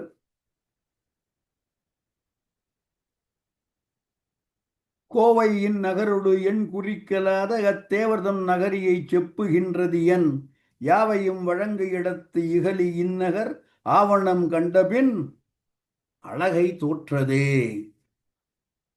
நான் சொன்னபோது அழகை தோற்றது. அழகை என்பது அழகாபுரி, குபேரனுடைய நகரம், தலைநகரம் அழகாபுரி. அழகாபுரி தோற்று போயிற்று அயோத்தியிடம். எதனால்? இந்நகர் ஆவணம் கண்டபின். ஆவணம் என்பது கடைத்தெரு. இந்த நகரத்தினுடைய கதை வீதிகள், அதில் இருக்கக்கூடிய செல்வச் செழிப்பு, அதில் இருக்கக்கூடிய ஏராளமான விதவிதமான பொருட்கள், இவற்றையெல்லாம் பார்த்து குபேரனுடைய நகரம் தோற்று போயிற்று. ஏனென்றால் யாவையும் வழங்கு இடத்து இகலி, யாவையும் வழங்கு இடம், எல்லாவற்றையும் எல்லோருக்கும் கொடுக்கக்கூடிய இடம் அந்த நகரத்து ஆவணம். அது அழகாபுரியிலிருந்து இகழுதல் என்றால் மாறுபடுதல், வேறுபடுதல், சண்டைக்கு போறதுன்னு கூட வச்சுக்கலாம். இகல் என்றால் போர் என்று இதை பார்த்து அழகாபுரி தோற்று விட்டது. இந்த நகரத்தின் கடைவீதிகளுடைய செல்வச் செழிப்பை எல்லாம் பார்த்து அழகாபுரி தோற்று விட்டது என்றால் இப்போதான் முதல் 2 லைனுக்கு போறோம். கோவையின் நகரோடு எண் குறிக்கிலாத தேவர்தம் நகரியை செப்புகின்றது என். தேவர்தம் நகரி அமராவதி. இந்நகரோடு தேவர்தம் நகரியை செப்புகின்றது என். அயோத்தி நகரத்து கூட அதற்கு இணையாக, அதற்கு சமமாக, அதற்கு ஒப்புதலாக என்று அமராவதியை ஏன் சொல்கிறோம்? ஏனென்றால் அழகாபுரியே தோற்று போய்விட்டது. அப்பொழுது அமராவதிக்கு என்ன புகழ் என்று கோவை, கோவை என்பது வரிசை. இந்த நாட்டில் உள்ள சிறந்த நகரங்களை வரிசையாக சொல்லிக்கொண்டே போனால் ஒரு கோவையாக இந்த உலகத்தினுடைய சிறந்த நகரங்களை எல்லாம் சொன்ன போனால், அத்தோடு எண் குறிக்கிலாத, அதாவது 10வது இடம் 15வது இடம் அந்த மாதிரி எண்ணிக்கையே எண் குறிக்கிலாத அமராவதி, அதை எப்படி அயோத்தி கூட ஒப்பிட முடியும்? அயோத்தி நம்பர் 1 ஆர் அதற்கும் மேல். இதுல பட்டியலில் இடமே பெறாத, பட்டியலில் எண்ணிக்கையே இல்லாத, எண் குறிக்கிலாத தேவதம் நகர் அது அமராவதி. அதை பற்றி எவ்வாறு சொல்ல முடியும்? ஏனென்றால் அழகாபுரியே அயோத்தியின் செல்வ வளத்திற்கு முன்னால் தோற்று போய்விட்டது என்பது கம்பனுடைய பதிவு. அடுத்த பாடல்.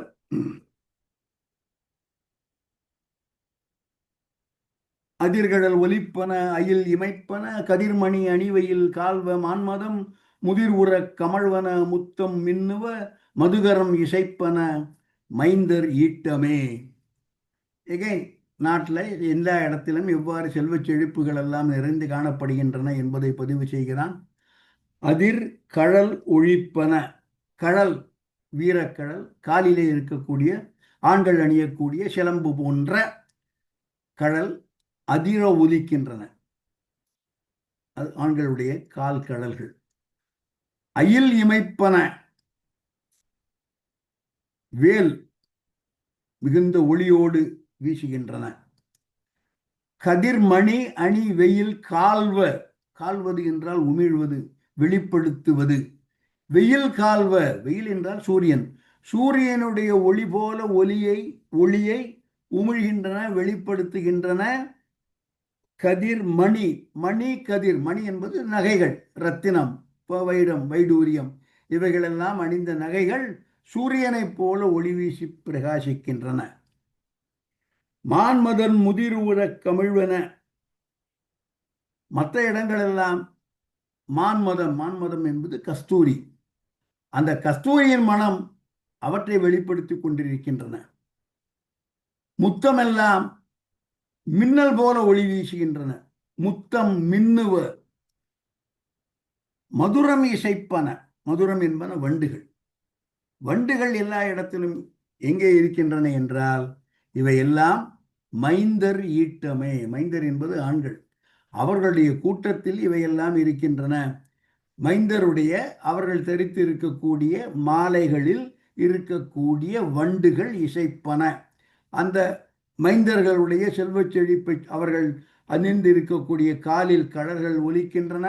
அவர்கள் கையில் இருக்கக்கூடிய வேல் அயில் கூர்மையாவை, அவை ஒளி வீசி திகழ்கின்றன. கதிர் மணி அணி வெயில் கால் சூரிய ஒளியை அவர்களுடைய அணிகலன்கள் வெளிப்படுத்துகின்றன. அவர்கள் உடம்பிலிருந்து கஸ்தூரி மனம் வீசுகிறது. அவர்கள் அணிந்திருக்கின்ற முத்து மாலைகள் மின்னல் போல ஒளி வீசி திகழ்கின்றன என்று மைந்தர் ஈட்டம். ஈட்டம் என்பது ஒரு கூட்டம், ஒரு குழு, அவர்களுடைய செழிப்பு, அவர்களுடைய வளம், அதை கம்பன் சொல்கிறான். அடுத்த பாடல். அடுத்த பாடலும் கம்பனுடைய உயர்வு நவீர்ச்சியின் உச்சம். அயோத்தியில் ஏராளமான ஒலிகள் கேட்கின்றன. என்னென்ன ஒலிகள் என்று அவன் பட்டியல் போடுகிறான். வளை ஒலி, வயிர் ஒலி, மகர வீணையின் கிளை ஒலி, முழ ஒலி, கிண்ணறத்து ஒலி, துளை ஒலி, பல்லியம் துவைக்கும் சும்மையின் விளை ஒலி, கடல் ஒலி, மெலிய விம்முமே. வளை ஒலி வியாக்கியானமே தேவைப்பட வேண்டாம். மகளிருடைய கைகளில் இருக்கக்கூடிய வளையல் ஓசை, கலகலகலகனும் வளையோசை பாடுறோமே அந்த மாதிரி வளையொலி. வயிர் ஒலி, வயிர் என்பது ஊது கொம்பு, ஒரு வாத்திய குழுவில் இருக்கலாம், அல்லது போர் வீரர்கள் வைத்துக்கொள்ள ஊதுகும்பாக இருக்கலாம். வளை ஒலி, ஊதுகும்பின் ஒலி, மகர வீணையின் அந்த வீணையோட ஒலி, அதனுடைய கிளையின் ஒலி. கிளை என்ற அது போல அதனுடைய சுற்றம், அதனுடைய உறவு, அது அந்த தொகுதியைச் சேர்ந்த, அதாவது யாழ் அல்ல நரம்பு கருவிகளில் ஒலி. மகர வீணையின் ஒலி, அதனுடைய கிளை ஒலி, முழவு ஒலி. கிண்ணறம் என்ற வாத்தியத்தின் ஒலி, துளை ஒலி, புல்லாங்குழல், நாதஸ்வரம் போன்ற துளைக்கருவிகள் இவளுடைய ஒலி. பல்லியம், ஏம் என்றால் வாத்தியம், பல்லியம் பல்வகைப்பட்ட வாத்தியங்கள் துகைக்கும் சும்மை. சும்மை என்பது சுமை, அதனுடைய தொகுதி, அதனுடைய கனம், அதனுடைய அளவு, அதனுடைய பரிமாணம், இவற்றால் விளைக்கக்கூடிய ஒலி. இந்த எல்லா ஒலிகளும் எழும்புகின்றன. இந்த ஒலிகளால் என்ன நிகழ்கிறது என்றால், கடல் ஒலி மெலிந்து போகிறது. இடைவிடாமல் ஒலிப்பது கடல் ஒலி. கடலில் இருக்கக்கூடிய அந்த அலைகள் அது பாட்டு வந்துகின்றே இருக்கும். கடலோசை, அலையோசை, அது எண்ட்லெஸ், எப்பொழுதுமே கேட்டுக்கொண்டிருக்கும், எங்கும் நிறைந்திருப்பது. அந்த கடலுடைய ஒலி மெலிந்து போகக்கூடிய அளவுக்கு இந்த ஒலிகளெல்லாம் மிகவும் அதிகமான அளவில் ஒலித்தன. இவையெல்லாம் வளை ஒலி, வயிறு ஒலி, வயிறு என்பது ஊதுகும்பு, மகர வீணையின் கிளை ஒலி, முழ ஒலி, கிண்ணறத்து ஒலி, துளை ஒலி, பல்லியம், பல்லியம் என்பது பல வகையான வாத்தியங்கள், துவைக்கும் அவர்கள் எழுப்பக்கூடிய சும்மையின் அந்த கனம், அதனுடைய பரிமாணம், அதனுடைய ஒத்தமொத்த தொகுதி, அதனுடைய விளை ஒலி, இவையெல்லாம் கடல் ஒலி மெலிய எழுகின்றன அயோத்தி நாட்டில் என்பது கம்பனுடைய பதிவு.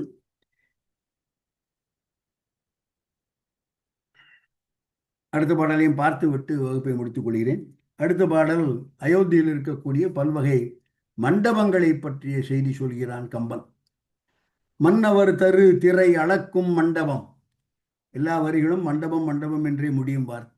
மன்னவர் தரு திரை அளக்கும் மண்டபம், அன்னமென் நடையவர் ஆடும் மண்டபம், உன்னரும் அருமறை ஓதும் மண்டபம், பன்னரும் கலைதெறி பட்டி மண்டபம். மன்னர் தரு திரை அளக்கும் மண்டபம். தயரதன் சக்கரவர்த்தி, அவனுக்கு கீழே ஏராளமான குறுநில மன்னர்கள், அவனுக்கு கப்பம் கட்டும் மன்னர்கள். அது ரெகுலரா வந்து கப்பம் கட்டி கொண்டே இருக்கிறார்கள். அவற்றை அவர்கள் தரும் கப்பம், திரை, திரை என்பது கப்பம், அவர்கள் தரும் கப்பம் திரை, அதை அளப்பதற்காகவே மண்டபங்கள். ஒரே பர்பஸ், கப்பம் கட்டுறவங்க வந்து அங்க கொடுத்துட்டு போவாங்க. மன்னவர் திரை தரு அளக்கும் மண்டபம், மன்னவர் தரு திரை அளக்கும் மண்டபம், அன்னமென் நடையவர் ஆடும் மண்டபம். நடமாடக்கூடிய அன்னம் போல மெல்லிய நடை உடைய பெண்டிர் நடமாடும் மண்டபங்கள். மறை ஓதும் மண்டபம், முக்கியமான ஒரு விஷயம், வேதங்கள் சொல்லப்படக்கூடிய, பஜனை மடம்னு வச்சுக்கலாம், இல்லைன்னா மறை ஓதும் மண்டபம், வேத கோஷங்கள் ஒழிக்கக்கூடிய மண்டபம். எப்பேற்பட்ட மறை, உண்ண அரும் அருமறை, உண்ணுதற்கு நினைத்து கூட பார்க்க முடியாமல், எண்ணத்திற்கு உட்படாத உண்ண அரும் அருமறை ஓதும் மண்டபங்கள். இவை எல்லாவற்றையும் விட பன்னரும் கலைதெரு பட்டி மண்டபம். பன்ன அரு, சொல்வதற்கு இயலாத, சொல்லுக்குள் அகப்படாத பல வகை கலைகளையும் தெரிவிக்கும், மற்றவர்கள் தெரிந்து கொள்வதற்காக சொல்லப்படும் பட்டி மண்டபம் என்று அங்கே இருக்கும் எல்லா மண்டபங்களையும் பற்றி கம்பன் பட்டியல் தெரிகிறார். கம்பனுக்கு முன்னாலேயே இந்த பட்டி மண்டபம் என்ற வார்த்தை கம்பன் காலத்திற்கு முன்னாலேயே தமிழ் இலக்கியத்தில் காணப்படுகிறது. மணிமேகலையில் விழா வரை காதை, இந்திர விழா எடுக்கும் பொழுது அந்த எவ்வாறு தயார் செய்ய வேண்டும், அந்த நாடு எவ்வாறு தயாராக வேண்டும் என்பதை சொல்ல வந்த சித்திலச்சாத்தனார் சொல்லுகிறார். பாடலை பார்ப்போம். பட்டிமண்டபம். நுதல் விழி நாட்டத்து சிவபெருமான், நுதல் விழி நாட்டத்து இறையோன் முதலாய சிவபெருமானை முதலாக கொண்ட நுதல் வழி நாட்டத்து இறையோன் முதலா புதிவாழ் சதுக்கத்து தெய்வம் ஈறு ஆக மற்ற எல்லா கடவுள்களும் வேறு வேறு சிறப்பின் வேறு வேறு செய்வினை ஆறு அறி மரபின் அறிந்தோர் செய்யுமின் அவற்றிற்குண்டான பூஜைகளை எல்லாம் செய்யுங்கள். தன் மணல் பந்தரும் தாழ் அரு பொதியிலும் புண்ணிய நல்லுரை அறிவீர் பொருந்துமின் அறிஞர்களெல்லாம் வந்து சேருங்கள். ஒட்டிய சமயத்து உருபொருள்வாதிகள் பட்டி மண்டபத்து பாங்கறிந்து ஏறுமின். பட்டி மண்டபத்து பாங்கு அறிந்து ஏறுமின். இந்த பட்டி மண்டபம் ஏறுபவர்கள் பல பேர் பாங்கு அறிந்து ஏறாததால் தான் ஐயே நம்முடைய பட்டி மண்டபங்கள் என்னமோ தெரியல. பட்டி மண்டபத்து பாங்கறிந்து ஏறுமின் என்பது மணிமேகலையின் வரிகள். அதே போல திருவாசகத்தில் மாணிக்க வாசகர் என்ன போய் பட்டிமன்றம் ஏற்றி விட்டேயப்பா சிவபெருமானே என்று அவர் பாடும் இதே வார்த்தை பட்டிமண்டபம் எட்டிரண்டும் இரண்டும் அறியாத என்னை பட்டிமண்டபம் ஏற்றினையே. கார்த்தி அடுத்த பாடல் போடலாம். கட்டறுத்து என்னை ஆண்டு கண்ணார நீரு இட்ட அன்பருடைய யாவரும் காணவே பட்டிமண்டபம் ஏற்றினை ஏற்றினை எட்டினொடும் இரண்டும் அறியாத அரியேனை. எட்டினொடி இரண்டும் அரியேனையே. என்ன 8 2 10 கூட எனக்கு சொல்ல தெரியாது, என்ன போய் பட்டிமன்றம் நாய்த்த விஷயம் ஏற்றுவித்தனை என்பது போல மாணிக்க வாசகர் சொல்கிறார். இத்துடன் இன்றைய வகுப்பை நான் நிறைவு செய்து கொள்கிறேன். வழக்கம் போல கருத்துக்கள் ஏதாவது இருந்தால் நீங்கள் சொல்லலாம். இன்றைய வகுப்பு முழுக்க முழுக்க முழுக்க வர்ணனைகள் தான். அநேகமாக இன்னும் ஒரு வகுப்பு இந்த மாதிரி போகும்னு நினைக்கிறேன். பட் அடுத்த வகுப்பும் அரசியல் படலம், தயாரதனுடைய அரசாட்சி எவ்வாறு இருந்தது, ஆற்றுப்படலம், நாட்டுப்படலம், நகரப்படலம், அப்புறம் அரசியல் படலம், அதுக்கப்புறம் தான் திரு அவதார படலம், ராமனுடைய அவதாரம். அது ப்ராபபிளி பிப்ரவரி எண்டிலேயோ மார்ச்லேயோ வரலாம். அதன் பிறகு ராமன் அவதாரம், தாடகை வதம் அப்படின்னு போயிட்டே இருக்கும். ஓகே, இருந்து கேட்ட எல்லோருக்கும் நன்றி.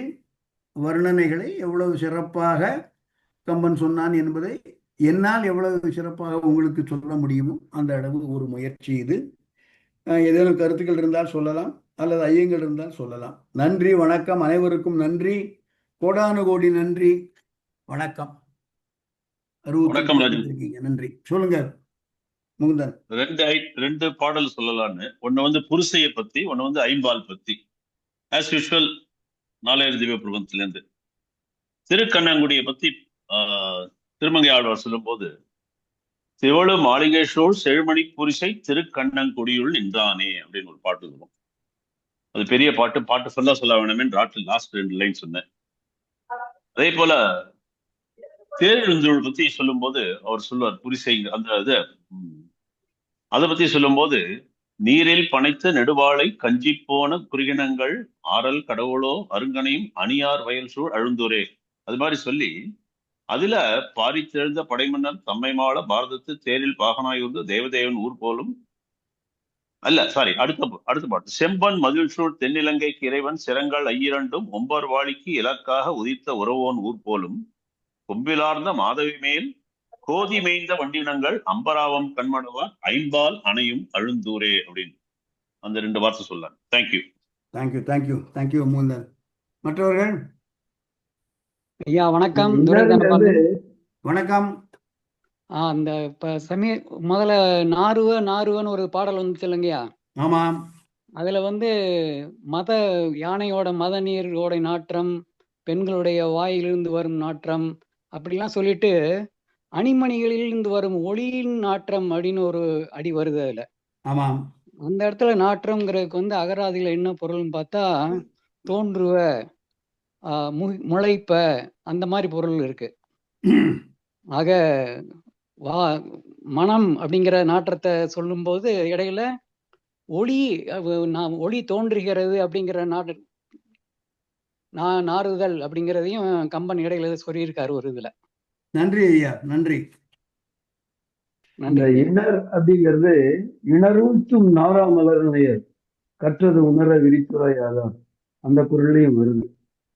அது பூங்கொத்துங்கிற பொருள். இணர்கிறது பூங்கொத்து, அந்த குரல்ல பூங்கொத்து மிகுதி அப்படி வச்சுக்கலாம். அதுக்காக சொல்லுவாங்க. 2 இருக்கு அகராதியில பாத்தீங்கன்னா, பூங்கொத்து ஒளி 2 இருக்கு. Okay okay. சுடர் சொல்லப்போனா சுடர். ஓகே, ஐயா வணக்கம் மீனாட்சி. வணக்கம் மீனாட்சி. இன்னைக்கு நிறைய டாபிக் வந்து மியூசிக் சம்பந்தமா வந்தது, நிறைய விஷயங்கள். ஏன்னா இதுல வந்து எங்களோட 2-3 பேர் வந்து இதுல கம்பராமாயணத்தில் இசை குறிப்புகள் அப்படின்னு ஆய்வு பண்ணிருக்காங்க. கம்பராமாயணத்தில் இசை கருவிகள்னு ஆய்வு நடந்திருக்கு. கம்பராமாயணமும் ராமநாடக கீர்த்தனையும் ஒரு ஒப்பாய்வு, அதுல மியூசிக் விஷயங்கள்லாம் வந்திருக்கு. அதுல நிறைய விஷயம் ரொம்ப இன்ட்ரெஸ்டிங்கா ஐயா சொல்லிட்டு இருந்தாரு. அதுல ஒரே ஒரு விஷயம் நான் சொல்ல விரும்புறேன். அந்த வளை ஒலிக்க சம்திங் வந்தது இல்லையா, வயிர் வளை, அதெல்லாம் அந்த வளை அப்படிங்கிறது வந்து சங்கு அப்படிங்கிற பொருள்ல வருது அங்க. வளையல், சங்கு அப்படிங்கிற பொருள். வயிறுங்கிறது ஒரு இசைக்கருவி. அதே மாதிரி பல்லியம், இயம் வெறும் ஒன்லி இன்ஸ்ட்ருமெண்ட்ஸ். இப்ப நம்ம ஆர்கெஸ்ட்ரா சொல்றோம்ல, அது ரொம்ப ஒரு அழகான வார்த்தை பல்லியம். இது திருமுருகாற்றுப்படையிலும் இருக்கு. அந்த திருமுருகாற்று முருகனுடைய இடத்துல வந்து பல்லியம் ஒலித்தது அப்படின்னு நக்கீரர் பதிவு பண்றாரு. ஒரு இன்ஸ்ட்ருமெண்ட்ஸ் மட்டும், வாய்ப்பாட்டே இல்லாம. இதுல வந்து தோல் கருவி, துளை கருவி, நரம்பு கருவி, மூணுமே தோலால் ஆனது. அப்புறம் காற்று கருவி தான் அந்த வயிறு அப்படிங்கிறது. காற்று கருவி, தூம்பு, முழவு, தன்னுமை, நிறைய மியூசிக் பத்தின ரெஃபரன்ஸ் இந்த குறிப்பா இந்த படலத்துல இருக்கு. மத்தபடி போரும்போது முரசு முழங்கிது, துந்துபி, இதெல்லாம் செப்பரேட் இல்லாம இப்ப இன்னைக்கு ஐயா சொன்னதுல நிறைய மியூசிக்கல் இன்ஸ்ட்ருமெண்ட்ஸ் பத்தின ரெஃபரன்ஸ் வந்தது. ரொம்ப நன்றிங்க ஐயா. நன்றி நன்றி மீனாட்சி. ஸ்ரீமதி பேசுறேன். சொல்லுங்க. இதுல வந்து பெண்களின் கூந்தலுக்கு இயற்கை மனம் உண்டா, அது வேற அப்படின்ட்டு நிறுத்திட்டேன். நான் இந்த இடத்துல ஒரே ஒரு சௌந்தர்ய லஹரி பாடலை குறிப்பிட விரும்புகிறேன். அம்பாள் வந்து தலையில கற்பக மலர் சூடி இருக்கா. அந்த அது எப்பொழுதும் வாடாமல் அம்பாளுடைய திருக்கூந்தலில் தங்கி இருக்கிறது. ஸோ அதுக்கு ஆச்சாரியால் எப்படி விளக்கம் கொடுக்கிறான்னா, அவர்கள் வந்து இந்த கற்பக மலர்கள் மிகுந்த மனம் உடையவைதான். அவ வந்து அம்பாளோட திருக்கூந்தலிலிருந்து எப்படி இப்படி ஒரு மனம் வருகிறது, அந்த மனம் என்ன என்று ஆராய்வதற்காக அம்பாளின் திருக்கூந்தலில் எப்பொழுதும் தங்கி இருக்கின்றன என்று சொல்கிறார். அதாவது அம்பாளுடைய திருக்கூந்தலில் இயற்கையாக மனம் உண்டு. திருவிளையாடல் திரைப்படத்தில் அவர் நக்கீரன் சொல்லும்போது, என் ஐயனின் இடப்பாகத்தில் அமைந்த தேவிக்கும் இல்லை என்னட்டு ஒரு உண்மை சிறப்பா போடுவார். அது மாதிரி இல்ல, சௌந்தர்ய சொல்லுபடி இது வந்து அம்பாளின் திருக்கூந்தலுக்கு இயற்கையான மனம் உண்டு. இதை குறிப்பிட விரும்புகிறேன். நன்றி. மற்றவர்கள்? குமார் பேசுறேன். சொல்லுங்க குமார். பாடல் நம்பர் 55ல ஒரு தட்டச்சு பிழை இருக்கு. கரெக்ட் பண்ணிக்கிறேன் குமார். திருத்திக்கணும். அது கிரி நகர்னு இருக்கு, இதுல கிரி நிகர்னு இருக்கணும். ஆமா, நான் இன்னைக்கு அதனாலதான் நீங்க கரெக்டா சொன்னேன். இதுலயும் கரெக்டா இருக்கு. இந்த டெக்ஸ்ட்ல தான் தப்பா இருக்கு. கரெக்ட். நீங்க சொன்னது நகர் தான், நீங்க நிகர் தான் நீங்க சொன்ன. ஸ்லைட்லயும் நிகர் தான் போட்டிருந்தது. யாராவது இந்த டெக்ஸ்ட் வச்சிருக்கிறவா திருத்திக்கணும்னாங்க, அவ திருத்திக்கிட்டோம். ஓகே குமார். மற்றவர்கள் வேற ஏதாவது கருத்துக்கள்? அப்புறம் இன்னொரு விஷயம், அந்த காலத்துல வந்து அந்த நடனம் ஆடுபவர்களுக்கு வந்து சதிராட்டம்னே ஒரு பேர் இருந்தது. ஜதி சொல்லி ஆடுறவா. ஜதி நீங்க சொன்ன சரிதான். சதிர் தான் பிற்காலத்துல பரதநாட்டியமா மாறித்துன்னு சொல்லுவாங்க. சதிர். இப்போ ஆமா, அதே போல அபிராமி அந்தாதியில கூட அடியா தொழும் அவருக்கு மல்லிய மார்த்தழ வெண் பகடு ஊரும் பதம் தருமே அப்படின்னு ஒரு வரி வரும். தேங்க்யூ உமா. யோகமூர்த்தி, ஜதி என்ற சதி என்று எழுதி இருக்கிறார். அதே மாதிரி சீதை என்ற பெயர் ஜானகியோ சானகியோ எது? இல்ல, நிறைய இடங்கள் அப்படி எழுதுறாரு. இன்ஃபேக்ட் வசிஷ்டன் இஷ்டுபுரம் வசிஷ்டன் தான் எழுதுறார். லக்ஷ்மணன் என்பதை இலக்குவன் என்று நிறைய மாற்றங்கள் செய்திருக்கிறார். தயரதன் அப்படி சொல்லுவார். ஆமா, தசரதன் கிடையாது, எங்கேயுமே தயரதன் தான்.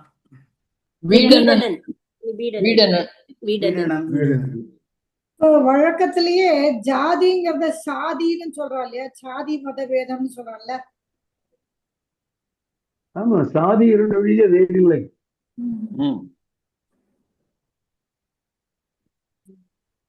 ஜாதி மதங்களை பாரோம், சாதி மதங்களை பாரோம். ஆனா உயர் ஜன்மம் தான் சொல்றாங்க.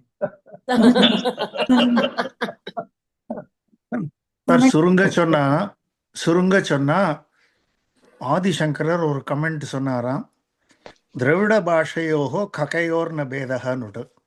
இந்த தமிழ்ல வந்து இந்த காக்கா காகா பேதங்கள் கிடையாது. அதனால நமக்கு பலவிதமான இந்த மாதிரி ஒரு வேடிக்கையாக பொருள் கொள்ளக்கூடிய வார்த்தைகள் பல இருக்கு. சதி பதி பிகம்ஸ் சதிபதி நம்ம தமிழ்ல. அது இந்த காலத்துக்கு ரொம்ப பொருந்தும். ஆணுக்கும் பெண்ணுக்கும் எப்போதும் சண்டை நடக்கிறதுனால பதி சதிப்படுறவனாக இருந்துடுறான். மற்றவர்கள் வேறு ஏதாவது கருத்துக்கள் இல்லை என்றால் கார்த்திக் வகுப்பு முடிச்சுக்கலாம். நன்றி. அனைவருக்கும் நன்றி.